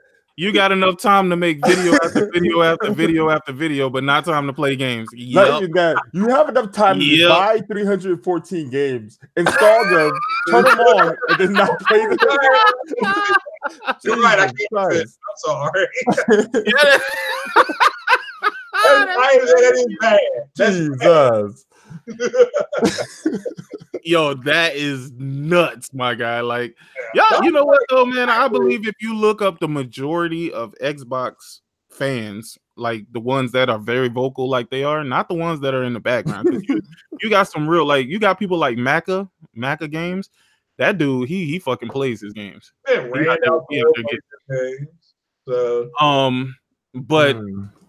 people who spend the majority of their time on Twitter talking about specs, usually they don't play any games. That's fine. That's fine. But I mean, yeah. Oh boy, that is him. Oh my god, that's all I can say. Yeah, that's bad. Yeah, they loaded 314 games. Hey, click on the link that I just put in there, Craig. I just put a link in there. It says xboxgamertag.com/. Yo, I didn't know Xbox had 314 games. What the It must be all 360. Yo, he must have turned them games on to do a technical analysis and turn it off. Real quick. Xbox One does not have backwards compatibility. That's all. No, it has emulation. I don't understand how that's an argument. Like, if you can't put the disc into the system and it just plays, that's not backwards compatibility. It says this user's Xbox One profile is not available. Their profile may be set to private, or they may not have used an Xbox One. Yeah, it's not though. Oh, sick. So you hide your achievements, bro? You fraud? No, I don't. I guess it's just the website, but it shows my gamer score. But that's why I don't even understand. Like, but there's no way I should have a higher gamer score than Mads. Not the Xbox guy. No, man. That's crazy. Bro, you see these dudes just be buying games just so they can get achievement points? That's sad as hell. No, not even, bro. But when your your average completion rate is 3%, that's a problem. That's bad, man. That's beyond not playing games, dog. So let's say you didn't complete your games, right? Let's say you didn't get the full 1,000 achievement points, right? But you're still only completing 3% of the games that you are playing. So does that mean you hate every game that you play? Yeah, I got that. That's what's that word the kids say? Spooky. Yeah, that's spooky. Right? Yeah, I mean, I don't know. Maybe another explanation for it. Maybe he screenshotted the thing wrong, but that's bad, man. Yeah, like last year I only played like 399 hours on my PS4, but I beat my games though. Like I just, you know what I mean? Bro, he completed one game 100%, but then his average is like 3%. Yeah, for every other game, but that's out of 314 games. Wow. That's nuts. That's nuts. Yeah, I'm about to put them Horizon this weekend though. Zero Dawn. Wait. Hold on, Royal Flush. I don't think you really getting it, dog. Back it up and let this shit marinate. Yo, you guys showed a picture. I think he saw it. I don't think 100% he has in one game. His average completion rate out of 314 games is 3%. That's not even the first chapter. Let that shit, he's turning that bitch on. He hitting the start button and then just like, fuck it, I don't want to play this no more. He gets that you powered it on achievement. Yo, make it past the tutorial and stop playing the game, nigga. He put spooky, yeah. Like, you get 10 points for opening the start menu and shit. Like, yo, hey, y'all remember that game? I think it was like a Simpsons game. When you hit the start button, it literally gave you an achievement. That's what I do. Like I do. Xbox was wilding with achievements. I'm like, what I'm saying, though, man. These YouTubers got too much influence on people, and they're not even doing what they're saying, man. It's crazy. Yo, no, and that's true. That's true. So all jokes aside, right? All jokes aside, the only reason why this is like a real crazy situation is the fact that you have a person who is an influencer who's telling you what consoles you should buy, but they're not even playing the games on the console that they're telling you that they should buy, that you should buy. Well, I mean, how are they like Mikey Barra? All he does is play on PC, but he tells dudes to buy Xboxes. He don't even tell dudes to buy the Xbox, nigga. That's Aaron Greenberg, nigga. That's his job. Aaron Greenberg be like, yeah, please go buy a fucking Xbox, please. Niggas though. That red controller looks sick as hell though. That new Xbox controller, the red one, yeah, that joint look fire. But can't you make that on their store? Yeah, I don't know. Have you seen how much it costs to make a controller on their store? Yeah, I saw that. How much does it cost? Yeah, it costs, bro. You're gonna be spending at least $90 to $100, dog. I don't like the Xbox controller though. I prefer the PlayStation controller. I don't like the Xbox controller either, but it's because of like the joystick positioning. Like I fucking hate that shit with a passion. Something about it is off. Let me get mine right now. Let me see. People can't seem to understand why I say that, but dog, I'm just so used to the PlayStation controller. Yeah. Like the Wii, even the Wii U controller, like the Pro controller for the Nintendo Switch. I be looking at that shit kind of sideways sometimes, dog, because it's like it's the same, almost sort of the same thing. But I mean, one thing I can say is that controller lasts forever, my nigga. It lasts forever, dog. I remember I didn't touch my Switch for like a month, and that bitch was still fully charged, nigga. We was playing Smash Brothers, and I ain't have to plug that bitch in for like a good maybe like 6 hours. All right, so Keyback said that he was trying to justify Game Pass to him. So he asked how many games had he completed in 20 months. And he lied. Like, damn, he said he lied. Like Thanos said the freaking Gamora, you lied. Hey, man, listen, it's all right. It's all right, man. I don't understand why you gotta lie about playing games, bro. He could just be a tech dude, you know what I mean? Like, I don't really play games, but I do a lot of tech analysis, shit like that. Like, you don't have to lie about being a gamer. Yeah, I agree with that. But every time you're gonna get exposed. LM, I think it's LM. Symmetrical analogs are much better. I agree, man. I don't know, the offset shit is out of control. Like, that's so weird to me. It seems weird to me, man. I just hate that. Okay, so with the PlayStation controller, you could literally use your index finger if you wanted to hit like the D-pad and shit like that. But when you're using, like, when the analog stick is above the D-pad, you're literally using your thumb on the D-pad. You would have to switch to using your thumb, I mean your analog stick with the index finger, and then press the buttons with the thumb, which is weird as fuck to me, dog. That shit just, it doesn't make a lot of sense. I've been using this controller since like what, 2000 something, when the analogs first came out. Like, yeah, even when I didn't have a 7th gen console, I bought a PS3 controller for my PC. Yeah, no, I like the PlayStation controller much better. It just feels much better in the hand. Much better in the hand. The PS3 controller had that weird ass USB port at the top, right? Like, what was that about? Mm-hmm. And this shit feels so light in my hand. Like, it's the PS. It does. The DS4 is way heavier though. Yeah. Yeah. Let me say this. Let me say this, right? Okay, so when you're playing a game, right? Let's say you have both of your thumbs on the thumbsticks, right? But then normally certain things are key to shortcuts on your D-pad and shit like that. In order for you to use the D-pad on the Xbox controller, you got to start flipping your fingers in funny fucking ways. Whereas with the PlayStation, your thumbs are already on, the sticks, and then you can just use your index finger to hit one of the directional pads. I don't know if that makes sense to y'all, but it's just a lot easier than when you got the fucking thumbstick all the way to the upper left-hand corner of the controller. The only problem I had with the DS3 was the R2 button. I hate the bumpers. I'm sorry. Yeah, they're freaking so loose back there. The bumpers are terrible. They're like hanging off the goddamn thing. The hell? It's fucking terrible. I like those. I'm gonna tell you what I do like about the Xbox controller. Right? Let me step out of character for a minute. Right? I like the custom colors. Don't care about the custom colors, but I do like the rumble triggers. I think that shit feels nice in your hand when you're playing like let's just say Forza or whatever. Like the rumble triggers, they feel really, really dope. Really, really dope. It actually feels kind of like, like you can feel yourself driving the car, so to speak, because not only is it rumble, but it like if you crash into something, it's a harder rumble than if you're just driving and shit like that, if you're just idling. So I think I like that. That's really dope. The thumbsticks, I hate the thumbsticks because they're really fucking hard. They're really fucking hard. They'll callous the fuck out of your hands. Let me see what else. What can I say is actually good about the Xbox controller? Well, it actually, I like the triggers, the curvy triggers a little bit. I like the curvy triggers. Ergonomically, because your hands at rest, they're curved. So if you literally pick up the Xbox controller and just rest your hands on it, like around it, it naturally will contour to your hands. But it's harder, it's heavier on your wrist.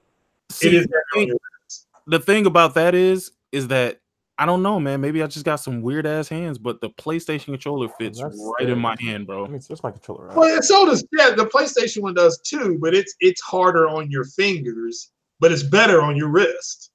So that's why they're thinking that the PS5, if there's a PS5, that the gamepad will have more of a curve to it, more curvatures to it, to allow it to rest in your hand more naturally. That's my only complaint about the Xbox controller. Curves more, but it's heavier. It's got batteries in it, for Christ's sake. So it's just a heavier gamepad. So that's just one of the come on, we're vase Voss, 6 one way, half a dozen the other. So right, I'm still coming off one game being complete. That's gonna wounded my inner child. So it doesn't. It really, I don't expect anything from Az. You know what? I guess it's weird for me to say this, but I have different expectations for different people, right? So if we talking about, let's say, Ryan the Professional, right? I know that he's a yeah, that'll I don't know. That gotta sit with me for a while. You gotta marinate on that. Shout outs. Yeah, but Big Cloud Gaming. But I expect him to have a high completion rate on his games because I know he trophy hunts, right? Whereas with Mads, I wouldn't expect Mads to even play games. I don't expect nobody like Mads to play games at all. How do we know that was Mads? Because come on, because the score wasn't in there. I'm just saying, if it is him, that's bad. If it's him, it's bad. I mean, I'll just leave it at that. So my expectations are the same though for all those other gentlemen that you guys always mention. I'm not going to mention their names here, but the Clint guys. Yeah. and the shit guys, those guys. I'm not gonna really say their names because I mean I think we do way too much promotion for people who we don't really care about, so fuck them. But I don't expect them to play games either. They're career YouTube personalities. Yeah, their goal is clicks on YouTube, and there's a formula to do that. That's exactly what they're doing, which is to tell a group of people and just pander to a group of people. Just pander to them, and they come and give you clicks, and they hit that. So it's just the way it is. He said, shout out to the super chat from Ryan, man. God damn. He said, at SIG, the thing I like about the Xbox is that Phil is our friend and looking out for us. He would take a bullet for us.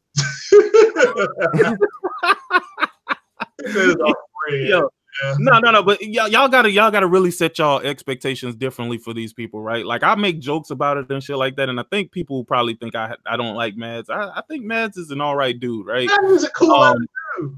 I think he's an all right dude. I do think that he designed himself to be clickbait. I do think that, right? That's just what it is. However, I have no expectations from him when it comes to playing games. When I play against King Thrash, I expect Thrash to be good at fighting games. That's just an expectation I have for him now, right? Same thing with Titanfall Princess. If I play a game with Titanfall Princess, I expect her to be good at the fighting game that she's playing or whatever game it is, because that's just the expectation I have for her. Now, if we look at somebody like, let's say, Review Tech USA. Yeah, I was just thinking that. I know this nigga don't play games. Like, I have no expectation. I expect for him to be a console warrior. He's a businessman. That's what Richard Masucci is. He is a fucking businessman. Yep. And the deals that he make is to better his business. It has shit to do with gaming. He just found a niche within gaming to exploit. Period. Like all those Twitch girls, man. They're not streaming no games. Yeah. So when I look at stuff like that, those are my expectations. I expect for gamers to be gamers, right? I expect if I see niggas playing Battlefield, I expect Thrash to be good in Battlefield, or I expect Royal to be good in Battlefield, right? I expect Royal to be good in Street Fighter. Why? Because I see Royal playing Street Fighter. That's my expectations. If I never see you play games, how can I have an expectation of you playing games? Does he have any gaming videos? Let me look at this dude. I don't think so. He might, but I don't know. Not slander this dude too much. Who? Nope, he does not. Gave me the wrong damn wings at the store. God damn it. Wait, whoa. What type of wings you got, bro? They naked. They gave me the naked ones. Okay, what type were they supposed to give you? Ain't that the type of wings you got? No, I'm Cajun. I want I want it Cajun style. So. Wait, so they put the seasoning on it for you to cook it? Yeah. Whoa. Huh? Let's back up. What? Wait, what store are you talking about? Because I want to know what store you can go to where they'll chop up your wings and season them, my nigga. Like that's a premium service right there. Yeah, Kroger meat department. Kroger? Yeah, the meat department. So you can go up there and you can tell them, I want to order some wings that are not cooked, and you're gonna season them for me, Cajun style. Yep, they either have Cajun, barbecue, or lemon pepper, or you can leave them alone. And I pretty sure I said Cajun, and he gave them to me naked. But that's all right. I got Texas Pete here, so I'll get them going. But I'm not gonna lie though, Kroger is bomb grocery store. Okay, so what have we learned today, right? Because I know we learned that for some reason, Devil May Cry is running better on the Pro than it is the X. We learned that T-flops don't mean everything. We know not everything. T-flop is. We know what floating points are. Shout out to Digital Trends for that. We found out CPUs matter. Yes. Yeah, I don't know what a core is. Yeah, call it a cutie core. And play your games because somebody's going to expose your gamer score. Bruh. I think you shouldn't have to close your gamer score for something like that. I mean, if you bought that life, then what are you hiding? Yeah, that's what I don't understand. Why do people hide that stuff? I'm like, how do you even go in to do? I don't even know. Yeah, I don't know even how to hide my thing if it is hidden or not hidden. Thought to do that, or that's crazy. I'll tell you one thing. There's a lot of weirdos on PS now that PSN that be sending me messages to think I have a girl's name. Like weirdos, bro. Like no, I'm not gonna be your goddamn friend. Well, I tell weird ass dudes at PS.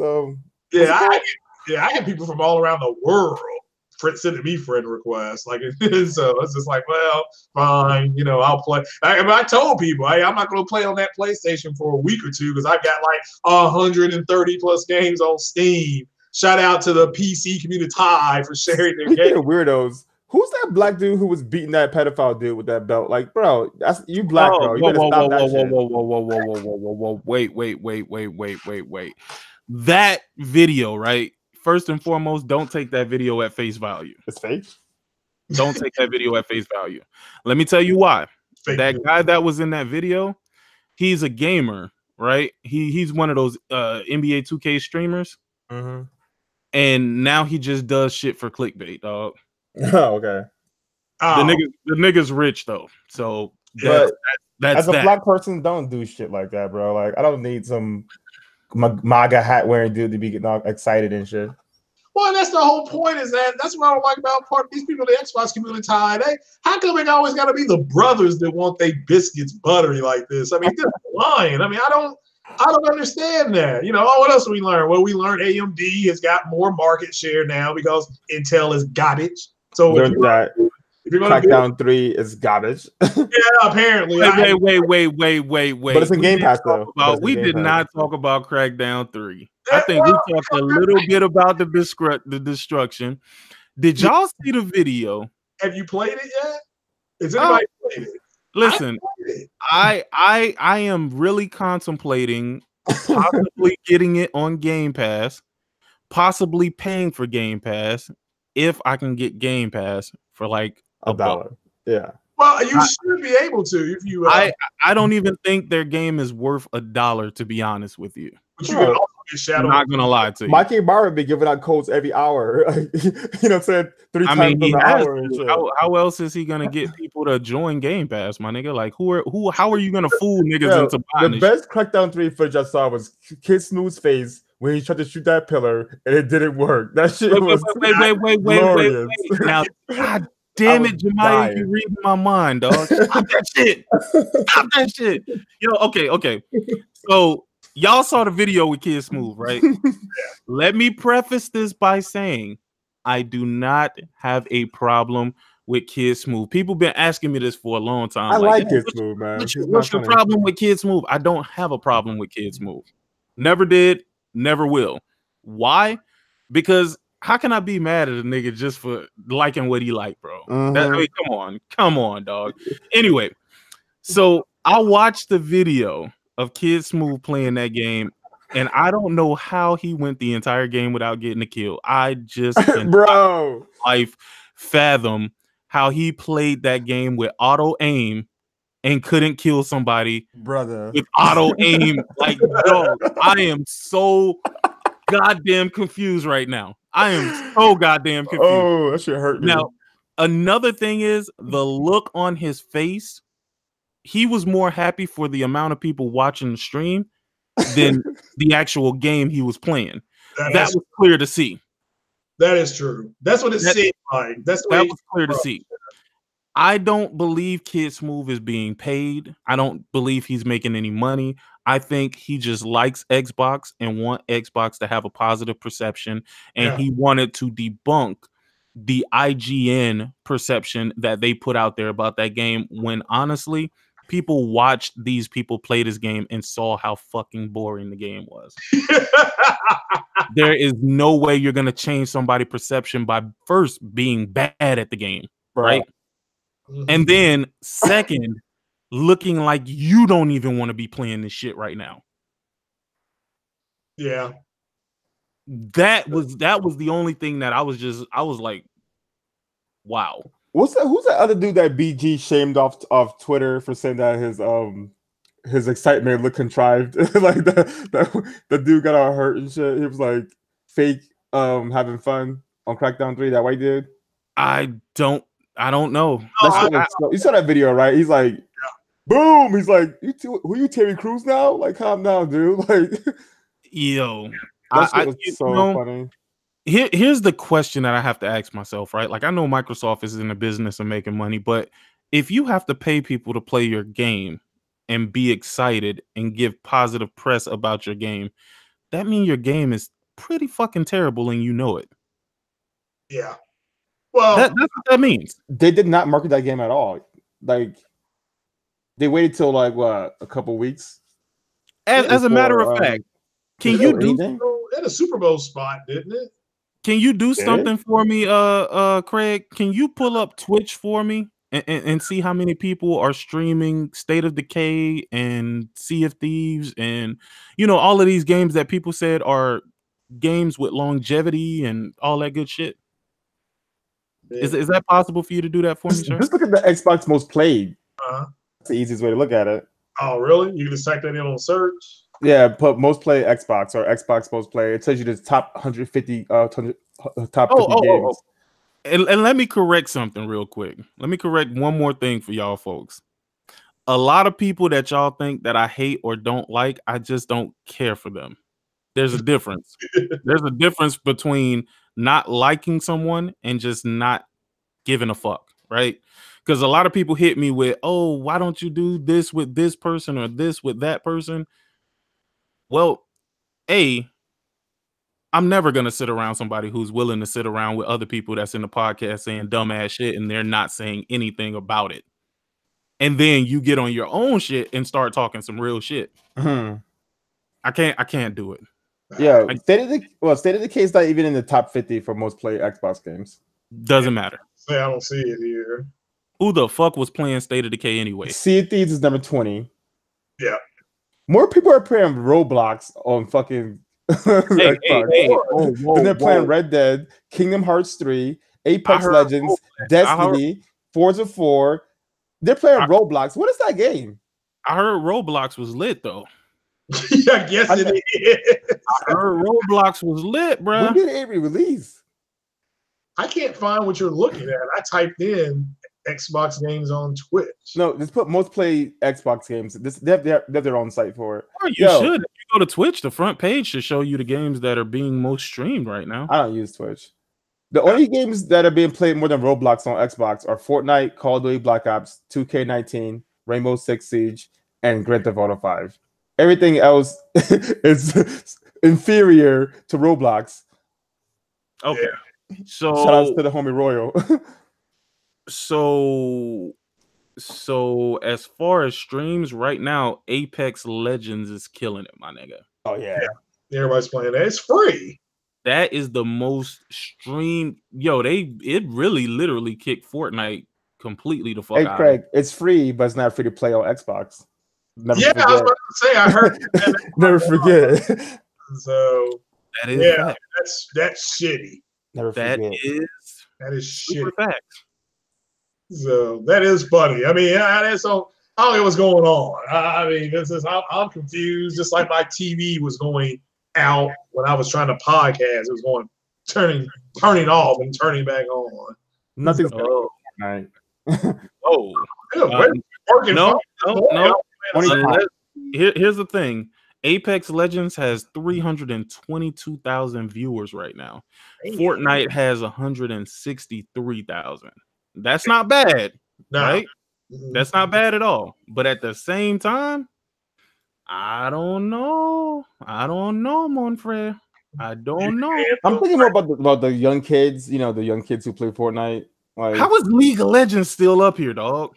That's always been popular. They show you. I have a couple words for y'all. Now, how is it that there is more people watching Uncharted 4 than Crackdown? Oh shit! Really? What the hell? Oh shit! Why did I go to Twitch and it put me in some stupid person's podcast? Hold on. How is Resident Evil 2 streaming higher than Sea of Thieves, higher than Crackdown, higher than State of Decay? How? How about my game Dota 2, baby? Yeah. I can see it now, yeah. Now I'm looking at browse. Yeah. People are still streaming Bloodborne? How? Nigga, Kingdom Hearts 3 is streaming higher than Sea of... Well, no, it's not higher than Sea of Thieves. No. Yeah. Sea of Thieves is at 5K. Sea of Thieves is at 5K. There's more people streaming chess. Smash Brothers is at 7.8K. Warcraft 3, bro. Warcraft 3 came out like in 1990 something. Yo, I kind of feel sorry for PUBG, man. Like, they getting PUBG the fuck out of here, dog. What happened to PUBG? Where's PUBG at? Oh, shit. It's on the bro, more people are streaming Guild Wars 2 than PUBG. That is sad. Yeah. That is crazy sad. It is what it is, though, man. It is what it is. None of these numbers mean anything, by the way, guys. Yeah. These are Twitch streaming numbers, and according to Xbox, indicative of how well something is doing. Well, they were saying that shit to stay relevant. It's like, oh, everybody, they're streaming. Look, we're relevant. I mean, everything's gotten to a point now where they're just trying to stay relevant. That shit lasted like 2 weeks. Hold on. I'm lost like a motherfucker. You could stream PUBG Mobile? What? I didn't know that. Bruh, PUBG Mobile has 1.8K viewers, man. What the fuck? Nigga, shout out to Red Dead, nigga. No viewers at all, nigga. Fuck out of here.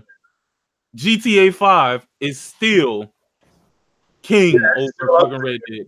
Right there. Can we all agree now that Red Dead was a fucking fail?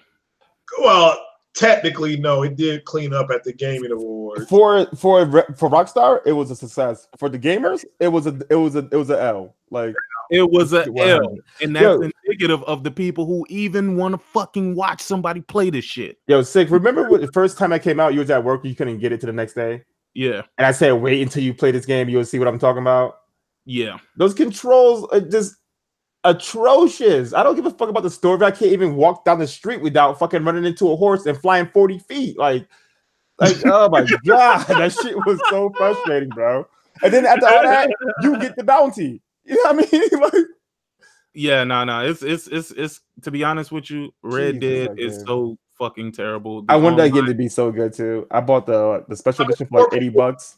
What about Diablo 2? God damn. People watching Diablo 2. Yeah, I bought the super special fuck nigga edition. Yeah, Diablo 2 is fire. Yep. They got me for 80. They got it. They got you for 80. They got me for 100. They got me for But did you plat it though? No, I'm real close. I just can't. Yeah, you better go plat that shit, man. The online is terrible though, my nigga. It's terrible. I thought it's still a beta. Terrible. Yeah, nigga, that shit is atrocious, dog. That's just gonna make beta same amount of time as the PS4 crossplay. Yeah, that shit is. That shit gonna stay in beta. Holy shit, dog, is bad. I was just playing that shit and I was just like, ew, bitch, like, ew. Matter of fact, me and Mr. Pio was playing. I was like, ew. Yeah, I saw that screen. Yeah. Yo, did you talk about Anthem having cross saves? Do they? Yeah, it's gonna have cross save with PS5. So if you bought it on PS4, it'll the PS5 gotta be coming fucking soon, man. Oh no, it definitely. Listen, it's on the horizon. It's on the horizon, bro. But I don't think that it's coming as soon as people think it's coming. I think people are thinking that it's going to be announced this year and then it's going to come out early next year. I don't think that's going to be the case, man. At the earliest, I would have to say maybe November of 2020 or early 2021. And I think it's definitely going to be November launch next year. I think it's going to be announced at some point this year and maybe early 21. I just think right now the developers, they're at a point where they need that extra power. You know what I mean? Like, Ghost of Tsushima to go, but they got the X. Yeah, but nah. But Sony's developers are magicians with that hardware. That's the only reason why those games look so good. They're not magicians, dog.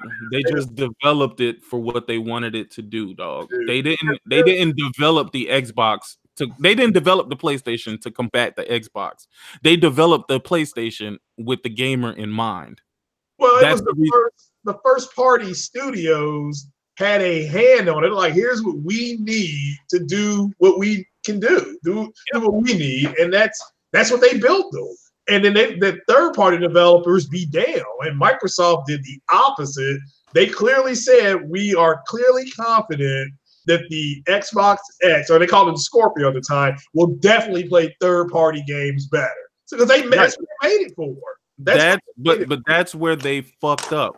Yes, I agree. Exactly. Your goal was just to be a little bit better than the PlayStation. Yeah, a little bit. When really you should have developed the Xbox to your strengths. The problem with the X for me was they went too far with the mid-gen console. You know what I mean? Because the Xbox One X is probably going to be, a little bit slower than the next Xbox. I don't think the leap's going to be as big as from the Pro to the PS5 as from the Xbox X to the next Xbox. You know what I mean? You know what though? That's because they're not they don't calculate shit properly, dog. But let's say this though, right? Let me flip the script again. Let me take off my PlayStation hat, and I'm gonna put on a neutral hat right now. I ain't gonna say I'm gonna put on an Xbox hat, but I'm gonna put on a neutral hat. So let's really look at what Xbox has been doing, and let's really analyze what they wanted to go for. I don't think they ever intended the Xbox to be great right out the gate, right? When I say the Xbox, I'm talking about the One X in particular, right? I think they have a bigger plan in mind, right? Because what are they going to talk about next generation? They're not finna move from 4K to 8K when they haven't even mastered 4K. xCloud, right? No. But hear me out. They're not gonna move from 4K to 8K, right? So the Xbox One X, once the Pro has been discontinued, the Xbox One X will still be there as the cheap console for Xbox users just looking to get in, right? And at that time, the Xbox One X is going to be like $300, maybe $250, maybe $200, right? Right. So what people don't really realize is they put themselves in a great position as long as they don't fuck nothing up, right? Yeah, true. Now, the reason why I say this is if you're going to tell me that the PlayStation is going to do 4K, okay, this Xbox One X is going to do 4K too. Yeah. And clearly people don't know the difference, right? So clearly, they're trying to make the X their slim model for next gen. Exactly. Now you get it. You're trying to slide through on the low. Right. So they never expected the X to take off right now, right? Because it's too expensive. But they was like, yo, we can keep it expensive, you know what I'm saying? To be competitive, right? And we can drop it when we want to drop it. But the Xbox One X is going to probably be relevant long after the PlayStation 4 Pro has been discontinued. That's why they already said, just the softer landing, that there's no more generations for them. True. So that's the reason why I say I want y'all to look at it from both sides of the spectrum, because I think about all of this together. I don't think about it just from one side of the story. Now, another thing where I got to actually praise Xbox is the fact that they thought ahead of the curve with this mixer shit. Right? So right now we might not think mixer is shit, right? Mixer might not even be shit thus far in comparison to other options out there like YouTube and Twitch per se. But Microsoft, with their investment into Mixer, they've already won half the battle, my nigga. Like, they have their own platform to do things that they need to do with when it comes to streaming. Whereas Sony has to get some type of deal with Google or get some type of deal with Amazon in order to use the Twitch. Right? True. Yeah. Right. True. And do you think that's free? You think it's free for them to have that as a priority? That's not free. So Sony is spending money where they don't need to spend money, whereas Microsoft made an investment into Mixer and they paying themselves. So when people looked at it like, oh man, they're doing a giveaway for God of War, because God of War was popping at that time. God of War is popping. If I tell people that they can win a God of War fucking bundle, you know what I'm saying? Mm-hmm. By going over to Mixer, I'm bringing more eyes to Mixer based off the hype of God of War. Am I missing something? Am I wrong in saying that? No. Oh. Well, no, I said that a while ago that unless I think part of what Sony is doing, this is just my opinion, is when they're adding for this online infrastructure, I think it's going to be for their own online streaming service. Now, here's the thing. That's throwing that out there with no actual proof. Correct. Here's a twist to that, though. Here's a twist to that, right? So, what if this is only a hypothetical? There's no truth to it. I repeat, there is no truth to this. Got it, fuck niggas? All right, cool. All right. Now, what if Google says, well, we're jumping in the console market. YouTube is our biggest asset. Yeah, we're gonna make that priority to our streaming service. Facts. Yeah, that's what I think they're going to do. So now where does that leave PlayStation? Right? That leaves PlayStation having to make some type of deal with Amazon or pay their competition. Clearly, PlayStation doesn't want to pay their competition. They don't want anything to do with their competition if it means that they're going to be making their competition money. That's why crossplay isn't an overall thing. That's why they slowly trickling it out as they want to. Yeah. So I think Sony would be in a really sticky situation, right? They could have bought Ustream, but why didn't they? That's the weird thing that I always thought that they owned Ustream in the beginning. But they don't. Who does own that? I don't know who owns it. I just know it's not available on PlayStation no more. Oh, and neither was that other one. Was it Daily Motion? They took Daily Motion over there? Oh. Yeah, remember that one? I didn't know that. Yeah, I didn't know they took Daily Motion. Daily Motion is they got their virus haven. Okay, well, IBM owns Ustream. So check this out then, right? Check this out. Because I know my mind, the way my mind thinks, my mind is fucking crazy as hell. I be all over the place. Y'all should know that by now by listening to some of these streams that I fucking do. But so now I see that Sony could possibly be in a crazy situation to the point where they got to focus resources, and you never know when this could be done. Like at any moment, Google could pull the plug and be like, "Yeah, we don't want y'all with our streaming service no more." Yeah. And there's nothing that Sony can do about that at all. Yeah. Now, Amazon isn't technically in the cloud streaming service right now, so they could make some type of exclusive deal with Amazon. Mm-hmm. But then at that point, as Sony as a company, you're going to be thinking to yourself, do we really want to put our future in the hands of motherfuckers who might want to jump into console space one day? I think Sony has something up their sleeves when it comes, because they're buying a lot of low-key things, you know, a lot of low-key like that audio technic company or whatever. Like Sony has acquired a lot of shit. See, the problem is Sony doesn't advertise all of their acquisitions because they don't have to. Yeah, I mean, you can follow them on, if you follow, like, if you have stock in Sony, everything Sony does, whether they sell it or they purchase it, it comes across in flash traffic. You just have to say, okay. I see what they're doing. You know, that's why people are like, well, their stock fell, which I can't believe all these fuck niggas went ahead and said, look at Sony's stock falling. It's like, well, stock always goes up and down. But the thing is, it's funny because they watch Sony so closely, but they didn't watch that Microsoft stock fell as well. Well, everybody's stock, yeah. When Sony came in and reported, fluctuation, it's not necessarily a fall; it's a fluctuation. Yeah. Well, and again, they reported that their PlayStation sales were slowing down. So guess what? People sold their stock. But guess what, Craig, though? Guess what, though? Sony said this shit like 2 years ago. They said that we're going to crouch down and then we're going to stand up taller in the future. Like, they already knew that this is how this is how console cycles go. At the end of the console cycle, they're going to sell less and less and less consoles. Therefore, these dudes in Wall Street are going to freak out, sell all their shit. You know what I mean? Well, I mean, not mentioning the fact that PSN made more than Nintendo and Xbox together. Yeah, not mentioning that they still sold the most consoles in the world. So why would the stock drop when they're on top of every facet of console gaming, streaming, everything, purchases? It came in under hardware section. But my point is this: the different one it came under. What is everybody else? Well, that's just it. Everybody else came in right where they thought, as far as tech.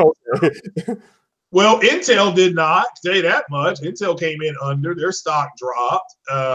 AMD went higher. I bought my AMD stock at $16.84. It's now worth $25.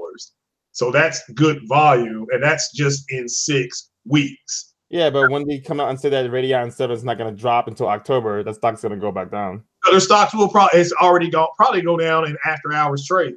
Yeah, because that's like, okay, you got, it's like with Sony, they're going to probably win an Oscar for Into the Spider-Verse.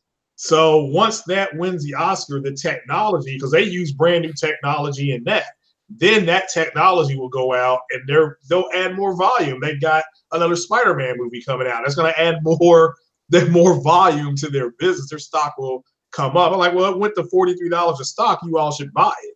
But time out. How did we even get to this point in gaming? I don't even understand why we talk about the stock of these companies. I don't know why it became Sony stock. Sony stock fell. It's like, well, of course your stock's going to fall. Right. You know, it's just, I don't know why. That's what stock does, period. But why is that relevant? Here's the thing, though. I'm going to tell you why it's relevant. It's relevant because they need some way to justify Sony losing something. Yeah. Right? That's like true. They feel like Sony has been winning so much they have to lose something. Yeah, like this isn't the first time they talked about Sony stocks, but the same time they talked about Sony stocks, it went right back up. Same way when they talked about Sony stocks this time, it was up like 2%.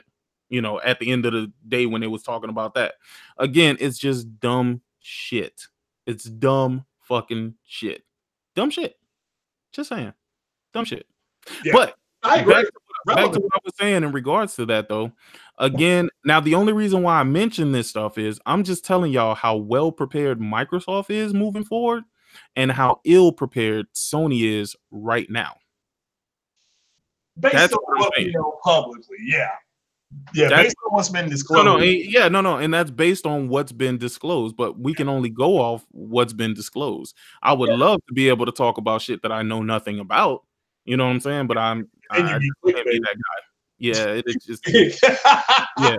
And I'm not really with that. I'd rather wait for the information to come out. But just based on what we do know right now, Mixer was, I think, a great acquisition, right? Yeah. I think that the Xbox One was a great investment. Now that I look past present time and look towards the future, their Xbox One X could be their slim model, and they don't need to do anything else. And then they could take the tech that's already in the Xbox One X and then just increase it a little bit for their premium product. Yeah, they built, and then they're using the blades for the S for their X Cloud, according to them. So. Exactly. But again, that's why I say I think it was a smart move, and I think they were thinking for the long haul, not necessary for the right now. And I think most people were focused on the right now and not the long haul. Yeah, I think that the best thing for them to do is name the next Xbox the One X2. What the fuck? Yo, work with me here, right? Because it links them two together. It makes the X the base one by default by making it the X2. You know what I mean? Yeah. It eases that way they can just the S and the other one, they could just, act like it never happened. Yeah. Oh, well, they already act like that shit. They already act like that shit never happened. Yeah. Apparently, to them, the OG Xbox and the S, those don't exist. Again, this console generation started in 2017. Y'all just don't know that. All right. I do remember those podcasts. Nothing matters before the Scorpio.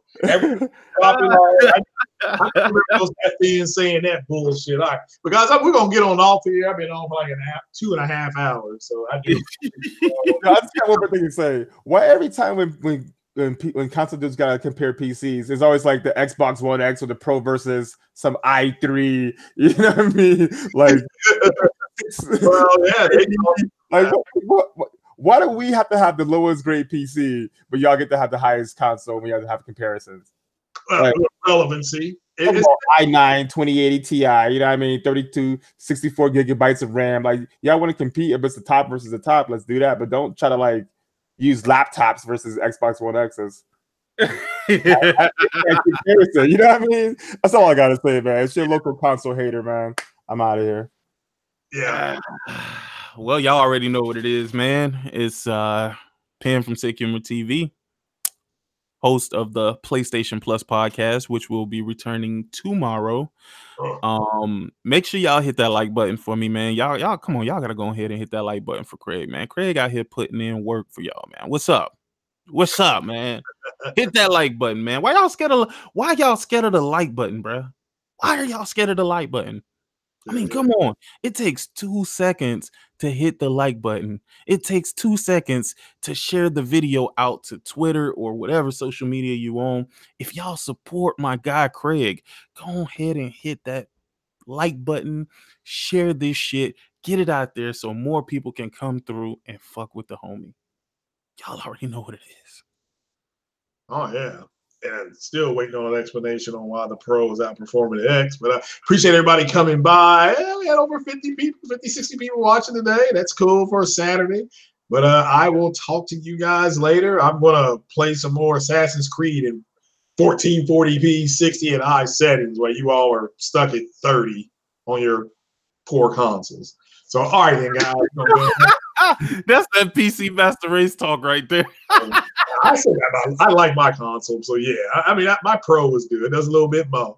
So hey, man, listen. To be honest with you, listen, man. PlayStation for life, baby. Yeah, that thing's doing the Lord's work. Stallion talk right there. Don't call me a pony. Don't you ever call me a pony. Call me a motherfucking stallion. Address me with the brush like y'all address niggas in Red Dead Redemption, dog. I want to be brushed. There you go. I am a fucking stallion. There you go. Do not address me as a pony. I've There you go. upgraded. I've transcended ponyism to stallionism. Never forget that. Anyway, make sure y'all, you know what I'm saying, for all y'all people who ain't subscribed to the PlayStation Plus podcast channel, make sure y'all go through. Shameless plug, my bad, Craig, but I gotta do a shameless plug real quick. Make sure y'all go ahead and subscribe to the PlayStation Plus podcast. We will be live, and we do our shit on our time, so it's not going to be in the evening of Sunday. No.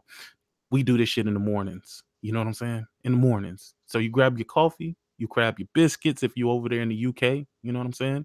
You grab your tea if you're over there in the UK. You know, if you're over here, grab your donuts, grab your coffee, grab your morning paper, and prepare yourself for the PlayStation Plus podcast. It is, ladies and gentlemen. It's about 12 hours away, give or take. About 12 to 14 hours away. Yeah. But hey, it's your boy Craig Harris. I'm going to jump on off here. Follow me on Twitch at Craig Harris, whatever that is on Twitch, whatever it is. And here on YouTube. And check out my man, Sick Humor. And a big shout out to Jemai Dixon. Take it easy, guys. We out.